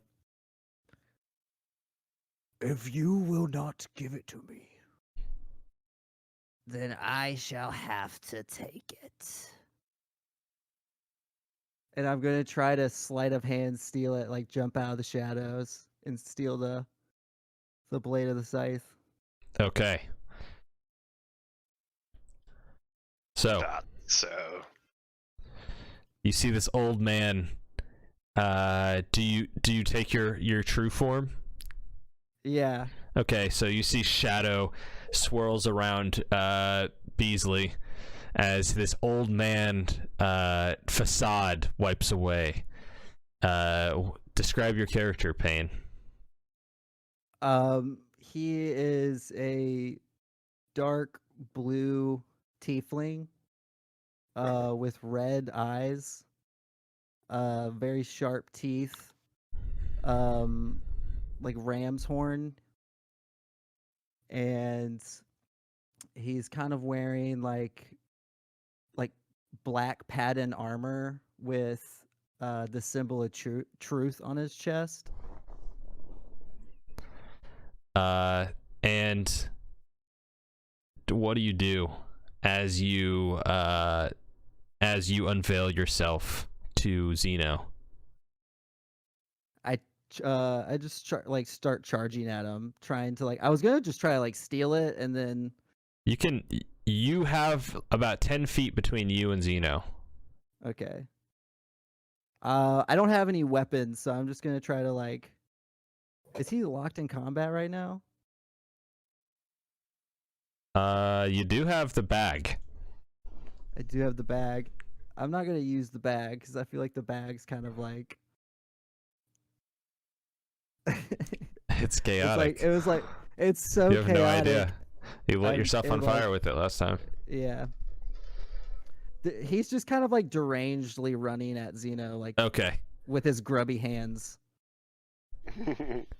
Okay, Zeno, you turn to the side. You see charging over like glass shards and like there's fire. There's a fire that started in the house at this point. And there's like you see the old man turn into like this tiefling, and then like lurch towards you. He like with an aggressive manner. You see the symbol of truth, and we are back up to the top. Zeno, you get to react. What do you do? Okay. So is there still an opening where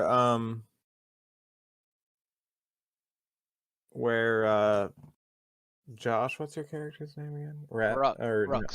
Rux. Brux. Brux. Thank you. Sorry.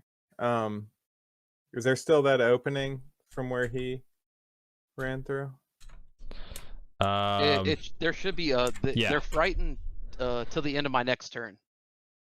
They're frightened of him though. Oh, that is true. Yeah, just me. Yeah. Okay. You'd kind of described like a physical opening. You would have to guess. jump over the pool. But yeah. Dude, Okay. fuck it. Everyone else has done it. Yeah, but I'm not as athletic as you guys. Oh no, that's You true. look Yeah. over at us. We're both like 8 feet tall, just like Like golden rippling gods. muscles. Yeah. It's like two Brock Okay, Samsons. well, I'm gonna go ahead and first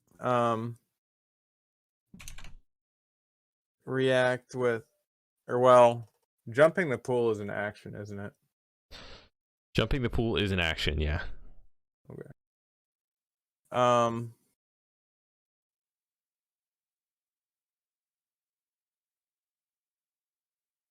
Well, Zeno just, fuck Lou.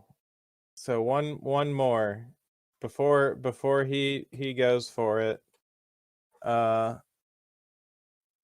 You're gonna go for it? Do you drop the blade? Oh, I wasn't planning on. Well, here, let me. I'm gonna cast Dimension Door, Okay. and Where are you gonna go? you said the airship is 75 feet up, Yeah. or okay.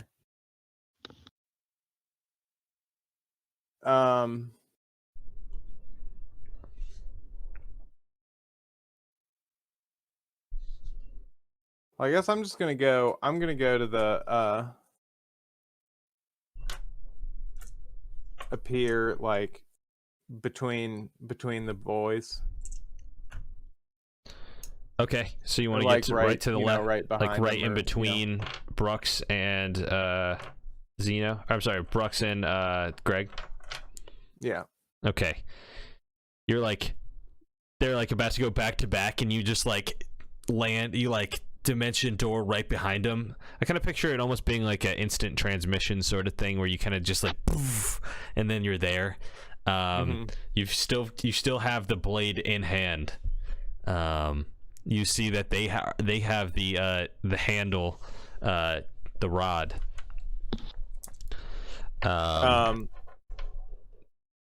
Okay. And then so for bonus action, I'm gonna do my healing light on Greg. How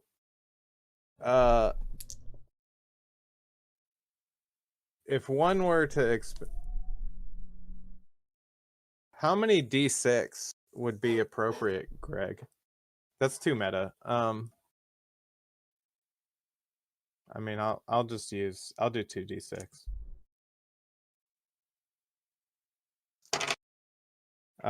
Greg heals 7 damage.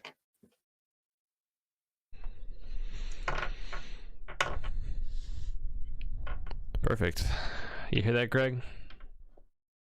Yeah. Okay. So I stepped away for a second because Bruce was doing something. It's all good. Okay. And then That's your turn. Yep. All right. The manticores growl. They let out a shriek, and they you see them turn and bow their heads to what is your name, mysterious stranger? Lie. Your name is Lie. Like L-Y-E. L-O-I-E. They bow their heads to Lie. And as you walk outside, the Shadow Warriors bow their heads to you as well. And Lou even takes a knee. Yes. Do you see that, Xeno? All you have is Hell's Yawn. They're not even the real Hell's Dawn. Good one, sir. Good one. That was a good joke. Shut up. No, it was know good. I liked it. I thought it was You're good. making me look bad in front of Xeno. We practiced this. I'm sorry, sir. Same relationship, just evil. Okay. You screwed up my whole thing. Lou. He goes, "Aye, sir. We've retrieved the pieces, just like you said. All we be needing is that blade that Xeno have. I'll do my best to take it from him now." And he you can see like the crowd parts, and he takes his shirt off. See a big beer gut with like a huge sailor tattoo around his around his belly button that just says "Tug Life." And he cracks his knuckles, which both have like huge amounts of rings on each one of them, and he goes, "Aye, Xeno. I don't want to fight you, but I will." And he rushes towards you. You see him go to square up with both of you. He cannot reach you, Xeno, but he attacks Greg instead. How long are reactions held? Until you want to use them. Even if I've done something in between it? Well, I mean, what did you do? I forgot. I think I ran over here. Well, I thought I was between him and... So, if you made the jump, then you can't hold your action, because it was an action to make the jump. I think that was the previous round. Oh, that's right. Previous round. Yeah. So, Lou's going to square up and take a swing at you. He misses, but while he's on the ground, he goes to try and like uppercut you. And he nat ones, and he like goes to swing up, and he like isn't tall enough, so he just swings and whiffs air and falls back on his ass, and he uses the rest of his movement to just get up off the ground, and says like he picks up his shirt and he puts it back on. He says, all right, maybe that wasn't the best idea." Pulls out his gun again. I be getting on along in my years. Okay. Nah, man, it's cool. Stop being so nice. It's your turn. I'm trying to kill you, okay? Oh, so he stood back up, and is he close enough where I could reasonably grab the gun without getting shot? It would definitely be a shot in the dark, not No pun intended. You're not sure. He has it in his hand at this point. Okay, I'm gonna smack it out of his hand. Okay, bold. Make a attack. Yeah, An I was unarmed like, attack. can I just make it in one of my attacks? Because I'll Yeah. get 2 Yeah, from my it'll be like a Dude, disarm. Dude, that's such an action befitting someone who just like picked themselves up off the ground, Totally. smacked know, the right? gun out of their hand. I dropped my D20. Oh wait, computer. I want to believe there's still 15, a DJ in the 14. basement just killing it. Oh Or yeah. no. Boom, Hold boom, on. boom, boom, boom. Never mind, that's a 20. Not nat 20. Okay. Yeah, you smack the gun out of his hand. God, Greg's Look, such man. a badass. Oh man, I'm slipping into Sal's shit. Here, hold on. Let's see, 1 second. Get into character. This is what Greg uses as bonus action. Like that. You could call it intimidating presence, maybe. That cares that little. And then I'll use my second attack to just grapple it. Is grappling count as an attack? It would be like an action. Yeah, it's an action. Yeah. I'll allow it. You want to try and grapple him? Yeah. It would be an athletics check. An opposed athletics check. So let's see. All right. He got 16. Alright, I got a 21. Okay, yeah, you got him. You grab the dwarf by his stout shoulders, and you're able to, like, you grabbing onto his collarbone, and his legs are kicking, and, like, you manage to lift him off the ground. Man, I'm sorry. I gotta be like this. I don't. Don't pick me up! I don't like it! Somebody kick this guy's ass! He's nothing Look, you pisses guys- a you dwarf guys off all like gotta be picking them cool. up off the ground. If everybody could be cool, look, things are pretty tight up here. They're gonna come bust this I am party up. going to kick your ass as soon as I get loose here. You get your stupid hands, you dirty. What? I'm a demigod. There's no real insult for that. I watched you bleed. You're hardly a god. You're a glorified piece of shit. That's what you are. I'll kick your ass. As soon as I get loose from this, I'm gonna kick you. And then I think Greg ends his turn just holding him, not sure what to do with this now. Yeah, a little pocket of aggression that you're holding on to. All right, Brooks, it's your turn.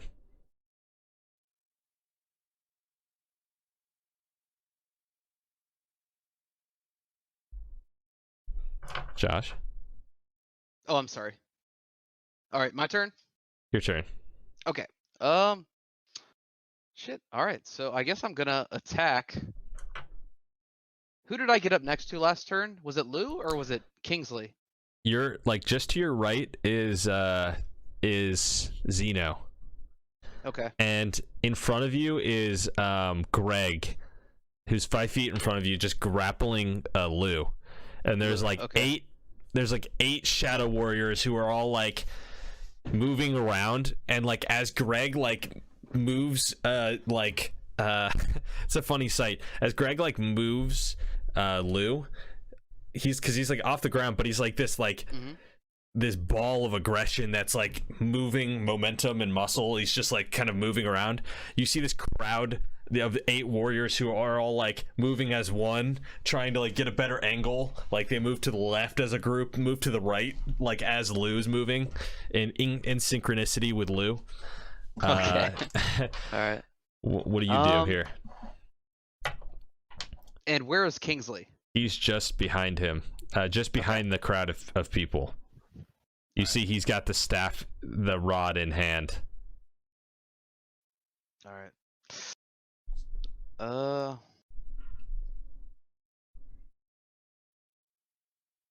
Damn, dude. Shit. I feel like Kingsley's a pretty big target. I'm gonna try to clear my way towards Kingsley. I want to get at him, and I want to grapple Kingsley. That's my goal. Okay. Everybody's just grappling everybody. Dude, I'm gonna grapple, hold everyone down. They can't do jack shit. Okay. You will take 3 opportunity attacks, but you can do it. Okay. Yep, I can do it. First one is a 15. That hits. Second one miss. The third one is a 14. So 2 hit. Okay. That is a 4 slashing for the first one and 5 slashing for the second one.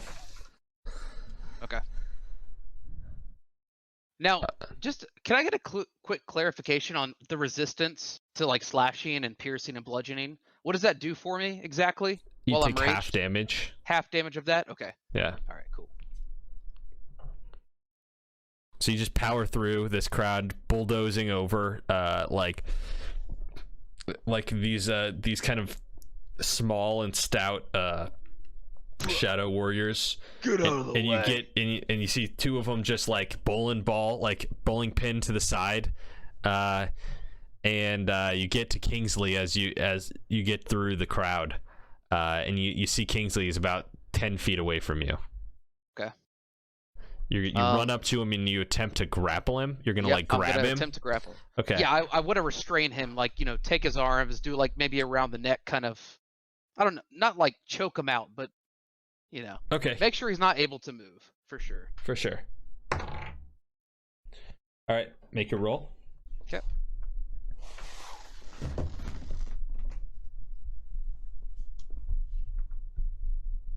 Um, 16. 16. Oh yeah, you grab him. Cool beans.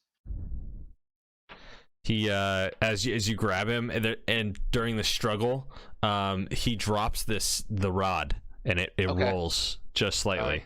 If I notice the staff drop, can I yell it out that it's on the ground? Yeah, you shout it out. I want to shout that out to the group. Okay, you shout that out, and anyone within earshot can hear it. Get the staff. Let's see. Greg, okay. Minions. No. Get to the staff. No. Do it. Minions. The minions' turn. You see them dogpile onto the staff. Boom, boom, boom, boom, boom. Like 8 of them all dogpile on. And then as kind of some of the dust settles, you see one little tiny like halfling size like shadow warrior has the staff over his head, and he runs out of the big pile, and he's running across the other side of the room using like kind of the chaos. He goes, and he's running Number to 42. he's running to you. Bring it here. He's running to you, Lai, and he gets about halfway to you, and he's got the rod in hand. Okay, so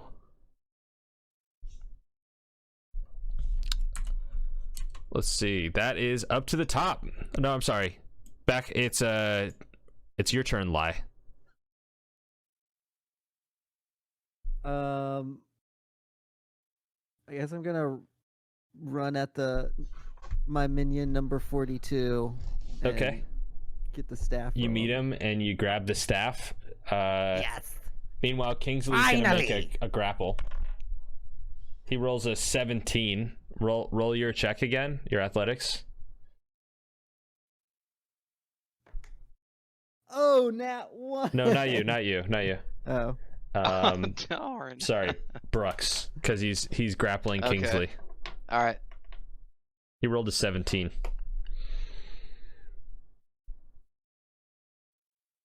19. 19? Yep. Okay, nice. You hold him still. He's wriggling around, but you get him. You're not going anywhere, little dude. Get off me! Get off! I let you sit next to me in the El Camino. Oh shit, my thought we were dad's car. It was all a lie. A facade. I thought we had something. I would never be friends with someone who sits on a throne of lies. You Nonsense. gods Hush. have everything. We have nothing. And then Zeno. Or no, I'm sorry. It's Lie's turn. And then it's Zeno's turn. I'm gonna get the staff. You idiot! Without the blade, this is nothing!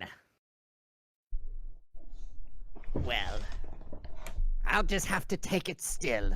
If you want a man to do his work, you know, the old saying, blah blah blah. And then he turns back over to Zeno. I'll get it one way or another. Even if I have to kill you. And then he puts the kind of like, oh, never mind. I'll just use the staff as like a weapon. I was gonna try to like pick up glass and use it as like a dagger because I don't have any weapon. But I'll use Yeah, the you should use the staff as like a javelin.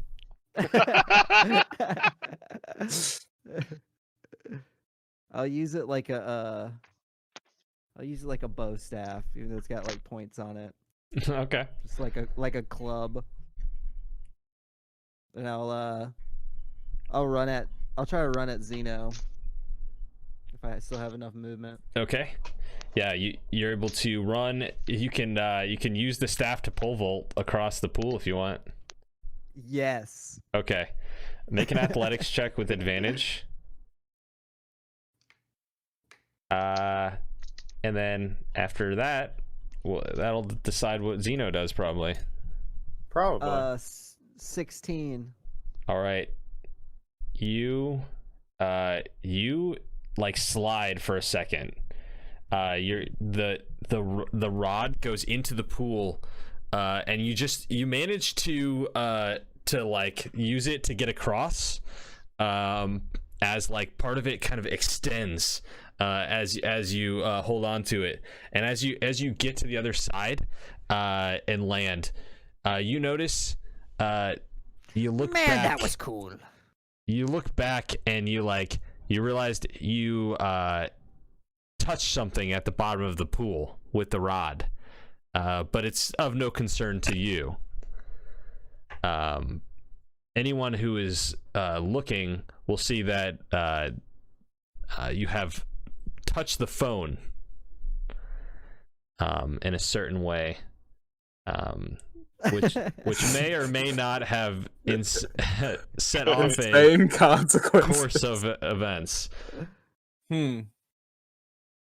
So, as the call is started at the bottom of the pool, you get to the other side, you land, and you have the staff ready to attack, but you'll have to do so on your next turn because that was your action. But you do land right next to Zeno, and you're hand Bet in you hand. didn't think and I was gonna land that, huh, Zeno? You had to So- use Dimension Door.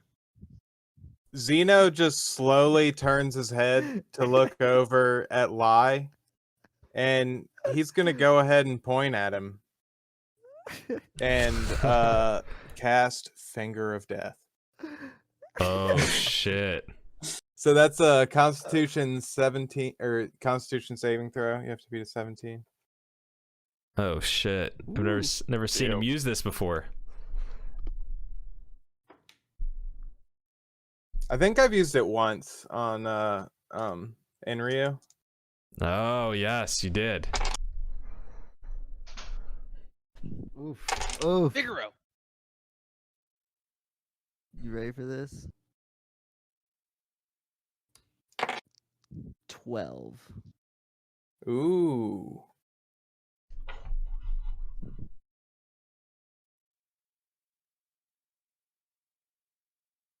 Is it do what it says it does? So that's 66 necrotic damage. Oh, Ooh. that's insane. Well, And if you're dead, you are mine. Are you dead? I got no. Okay. Just I'm holding on. Okay. All right. So you look pretty messed up. You see I look pretty messed. I look very beat up. You zap from that. him? All right. But you're not an actual zombie. No. All right. you zap him, and he's looking pretty messed up at this point. He squares up with the rod. He's got like a missing tooth that's like falling out. Like What, you think you're cool, Zeno? You think you're cool? his like shoes are God, like that have really little holes in hurts. them where you can see his toe is coming Asshole! through. My Uh, dad was right about you. You are a douchebag. Figaro. The manticores now both pounce on you, Zeno. So that's gonna be. Oh my gosh. Oh my gosh. So one of the manticores just straight up falls in the pool. Okay. What's your AC, Zeno? I think it's 15. 15? With mage Okay. armor. So you get hit by one attack, one slash. Yeah. And you take a total of 13 damage. 13 slashing. As these manticores are just struggling to like one jumps and just like falls in the pool. The other one like jumps and lands, but like slashes a couple times and then starts to like fall in the pool itself. You see Lou Luxford, who he gets his pistol ready and he's like trying. Oh no, He still has it? No. Yeah, it gets knocked out of his hand. That's right. He's grappled right now, so he's trying to like break free. This will be his athletics check. Nat 1. He's fully off the ground, lifted. You hear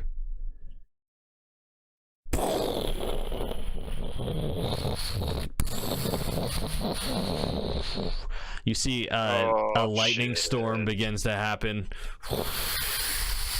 Big storming clouds, and you hear the sound of your grandfather, Brooks and Greg. can I react to the sound of the thunder? Yeah, you can. It's your turn. I want to put the bag of weed in Lou Luxford's pocket. Okay. He doesn't even notice. He's just so pissed off. Brooks, you guys have a chance to do something. Your grandfather is here. Yep. You hear the voice. Well. What do we have here? Hey, what's up, Pops? The I'm little just holding this guy. the offspring of my kin, whom, if I didn't know better, were kicked off of this place, this heaven. No, We this got a is part job. of our job. This is part of our job. Oh, We got a job. you have a job. Yeah. Oh, okay. Well, that's great. Oh, that's great. Now, I don't know if that's really worthy of becoming gods. I'd love to see you pull your weight a little bit more. Is this something? Do you have goals? Maybe staying goal oriented is. You know, I'm kind of digging the mortal thing, honestly. I Oh, seem to be You holding my see own. Zeus like he like looks through the crowd, and he's like, "What? Hold on, is that my old the old blade, the old scythe, you know. The rod of castration. You guys dusted these it dudes off. were trying to steal put it back together again. Well, we were actually trying to, and then These pieces dudes were scattered showed for up. so long. I probably had nearly forgotten where they were. And look at this. Oh, he like grabs he walks up to you, Zeno. Grabs the adamantine blade out of your hand. And he goes, it's brings back a lot of memories. You have a second? Do you all have a second? Tells you the story about how he castrated his dad in great detail. Goes, well, those are the good times, and here I am with the blade. He connects the pieces. He grabs the rod out of your hand, Lai. He goes, Fuck. These work associates there. A little uncouth, but they're not with us. They're trying to steal that. We were protecting it for you. That's kind of part of our job. This was going to be a Christmas present. And before you start They fucking going ruined around it. killing, I'm their boss. They're all Everyone about else, lies. that- everyone else that you don't know is up for immediately. They're all It gives friggin' you an liars. It gives you an idea about this Mr. Zeno. He got us off our asses, right? How was that direct? Zeno, I do implore you. These boys, you're giving them a good job, something to strive towards, you know, keeping them goal oriented. We have a schedule, right? Is that am I correct in thinking all of these things? Of course, Absolutely. yeah. Our first goal was assembling the scythe of castration, and as you can plainly see, in spite of the best efforts of these hoodlums who just tore a rift in your And this damage in to your the house, dimension. that's them too? This is... Yeah, your grandkids fought valiantly in defending this house and keeping them from assembling this scythe separate from. That's real good. You know, that's all a grandfather wants for his grandsons is to, you know, rise up to the occasion, to maybe strive for more. I'm proud, and I dare say, I think your punishment shall be lifted. Our gates of Mount Olympus are open to you, Brooks and Greg, once more. Hoorah! Assuming you'd like to come back home, that is. Oh yeah, I was just kidding about that moral shit. Hell yeah, dude. Bring her in. Yeah, absolutely. I would never again, Grandpa. That's, I'm sorry. Greg just immediately bursts into All right. tears. Nobody get any funny ideas about, you know, castrating me, because my sons have to do that, and, you know, their sons have to do that to them. You know, I feel like I bring this up all the time. I just want, you know, tradition is good. And wait, a goal you- to have. hold on 1 second. Yeah, I think I need to be getting out of here. No, hold on 1 second. No, yeah, it's cool now, but You look oddly I familiar. really need to be going. No, you've never seen me before or anything. Is that symbol? That on your chest. He rips it off. Is this what he calls himself wrapped in a nowadays? handbag. This is what he calls himself, eh? We thought he was dead for some time. No, this is different. This is... He he tells you a story. This time it's not a story of well, it is a story of castration. It's a story of how when he was young, he had to castrate his dad, Uranus, or Truth.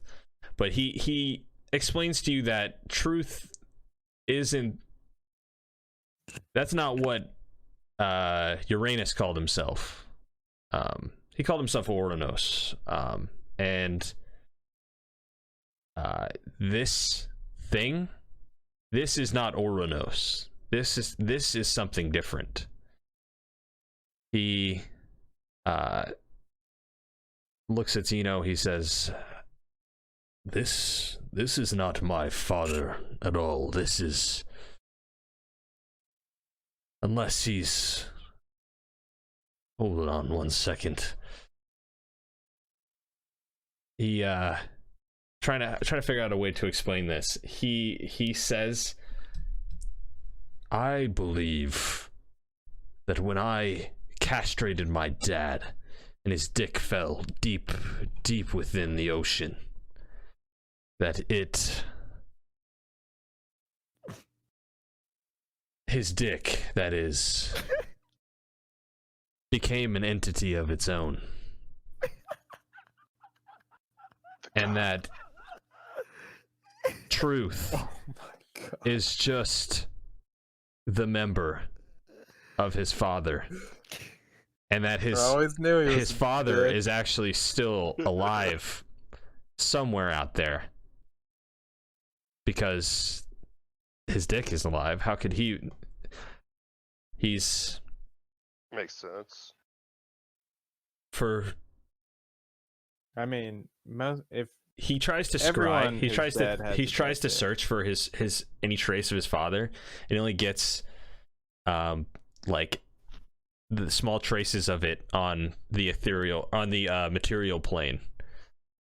He says, I think my father retreated to the reaches of the far realms after the sundering or the great castration. But it seems his cock lives on in your world, bringing you terror. So this little goblin worships a dick. He looks over at Lai. Lai is not standing there anymore and is like tiptoeing away. Well, when Zeno notices that, his like hands on the door, and he turns around and then turns around really quickly, like he wasn't about to walk away. Oh, I'm a fucking tiefling, not a goblin, you asshole. We'll beat the sense into them. You see angels descend from the heavens, grab you and pull you upwards into the sky. You see... Oh, shit. You see Lou Luxford gets pulled up into the heavens as well as Kingsley. You asshole. And we pan over to Zeus, who's hands the or who kind of like looks at the scythe and says, man, this is hardly even holding still. It's jiggling. Look, it's anyone knows, for a good clean cut you have to just, it has to be really good on there. Yeah. We'll have to get this thing fixed, obviously. I know a man, his name is Hephaestus. He's probably related to me somehow, but I can't recall how. He's kind of the godly blacksmith here on Mount Olympus. We'll get him to fix it up, and it'll be returned to its rightful owner. He's your son. Oh, he's my son. Oh, good. Well, we'll return it to him, and then, it'll go back to its rightful owner, who's been missing it for oh so long. We haven't even really been able to swore in the next guy until we got the scythe all figured out. So actually, you've all saved me a great deal of work and labor here.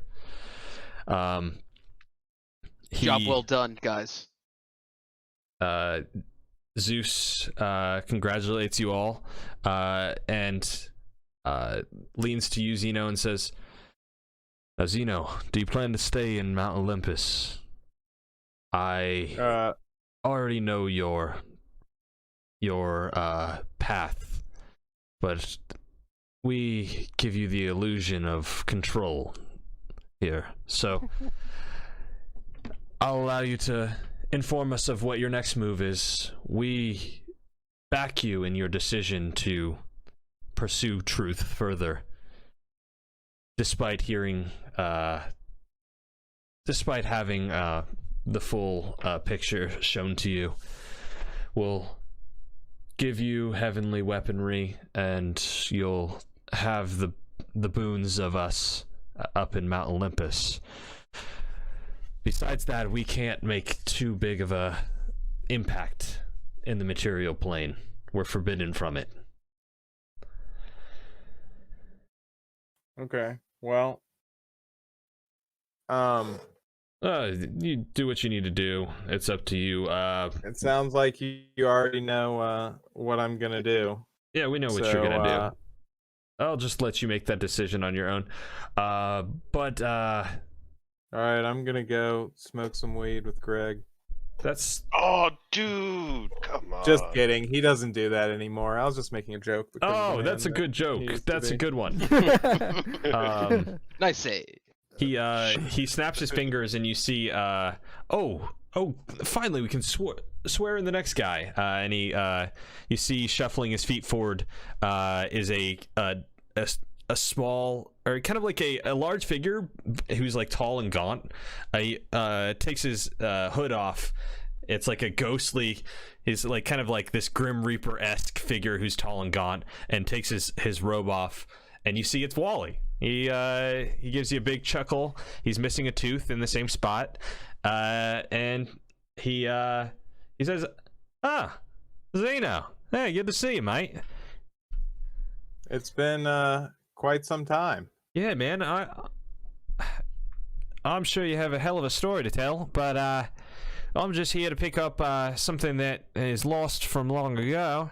And I greatly appreciate you bringing it and creating I'm not going to call it the staff of castration or whatever, but I just want to give you a personal gift, because I know it's probably taken you ages to get all these things together. He like reaches his hand out like Thor to like call his hammer, and you just hear and the hammer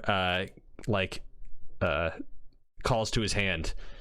Says, well, won't be needing this much anymore, but I figured maybe we could have Estes turn it into something that would work for you, something maybe more your speed.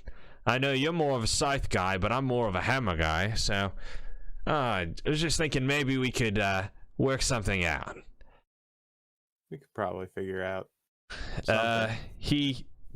When was the last time you saw that hammer? Oh, mate. Well, I was sworn in Mount Olympus. Shit. I don't know. It was a couple months ago, I guess.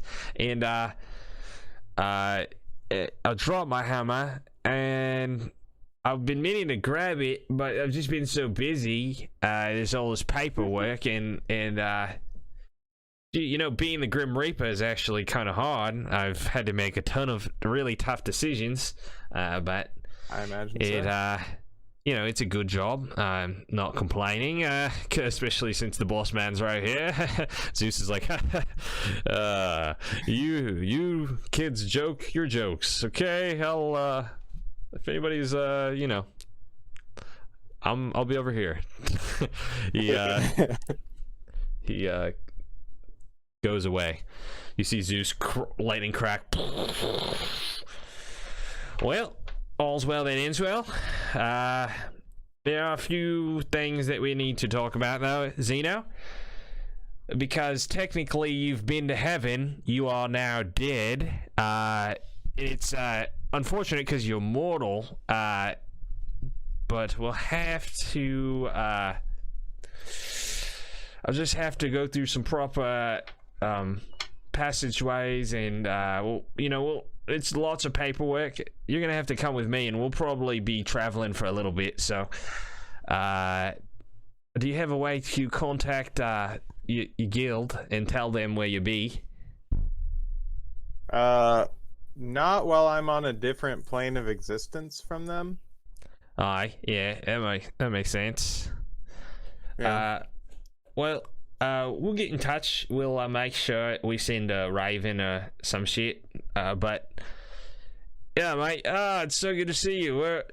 We should go get a drink. And you guys enjoy a nice drink inside the shitty version of Chad's house that's basically destroyed. You guys catch up, and you even come up with a good game plan for attacking Draco Ridge. You think long and hard, and you brain blast, and you remember New Blackfin is outside, unmanned. So you make your way outside onto the ship, the New Blackfin. You're able to make your goodbyes with the people of Mount Olympus, the folk here, and you're able to hop on New Blackfin. You dimension door up, and you take your place as captain of Blackfin. And that is where we'll end the truth of Uranus. Thank you guys for joining us. Thank you for tuning into the pizza party. If you made it this far, we greatly appreciate your viewership, and don't listen to anything those other guys said. Yeah, you're spending your time really well. Yep. If you like our content, give us a like, follow, subscribe, and all that good shit. And tune in next week. We'll have some more awesome content where we delve into the secrets of the Okami clan and go on a 3-shot for our final member of Hell's Dawn. Sure, we Okami. Let's do this. Hell's Dawn goes to hell. Join us next week. All right, guys. Peace out.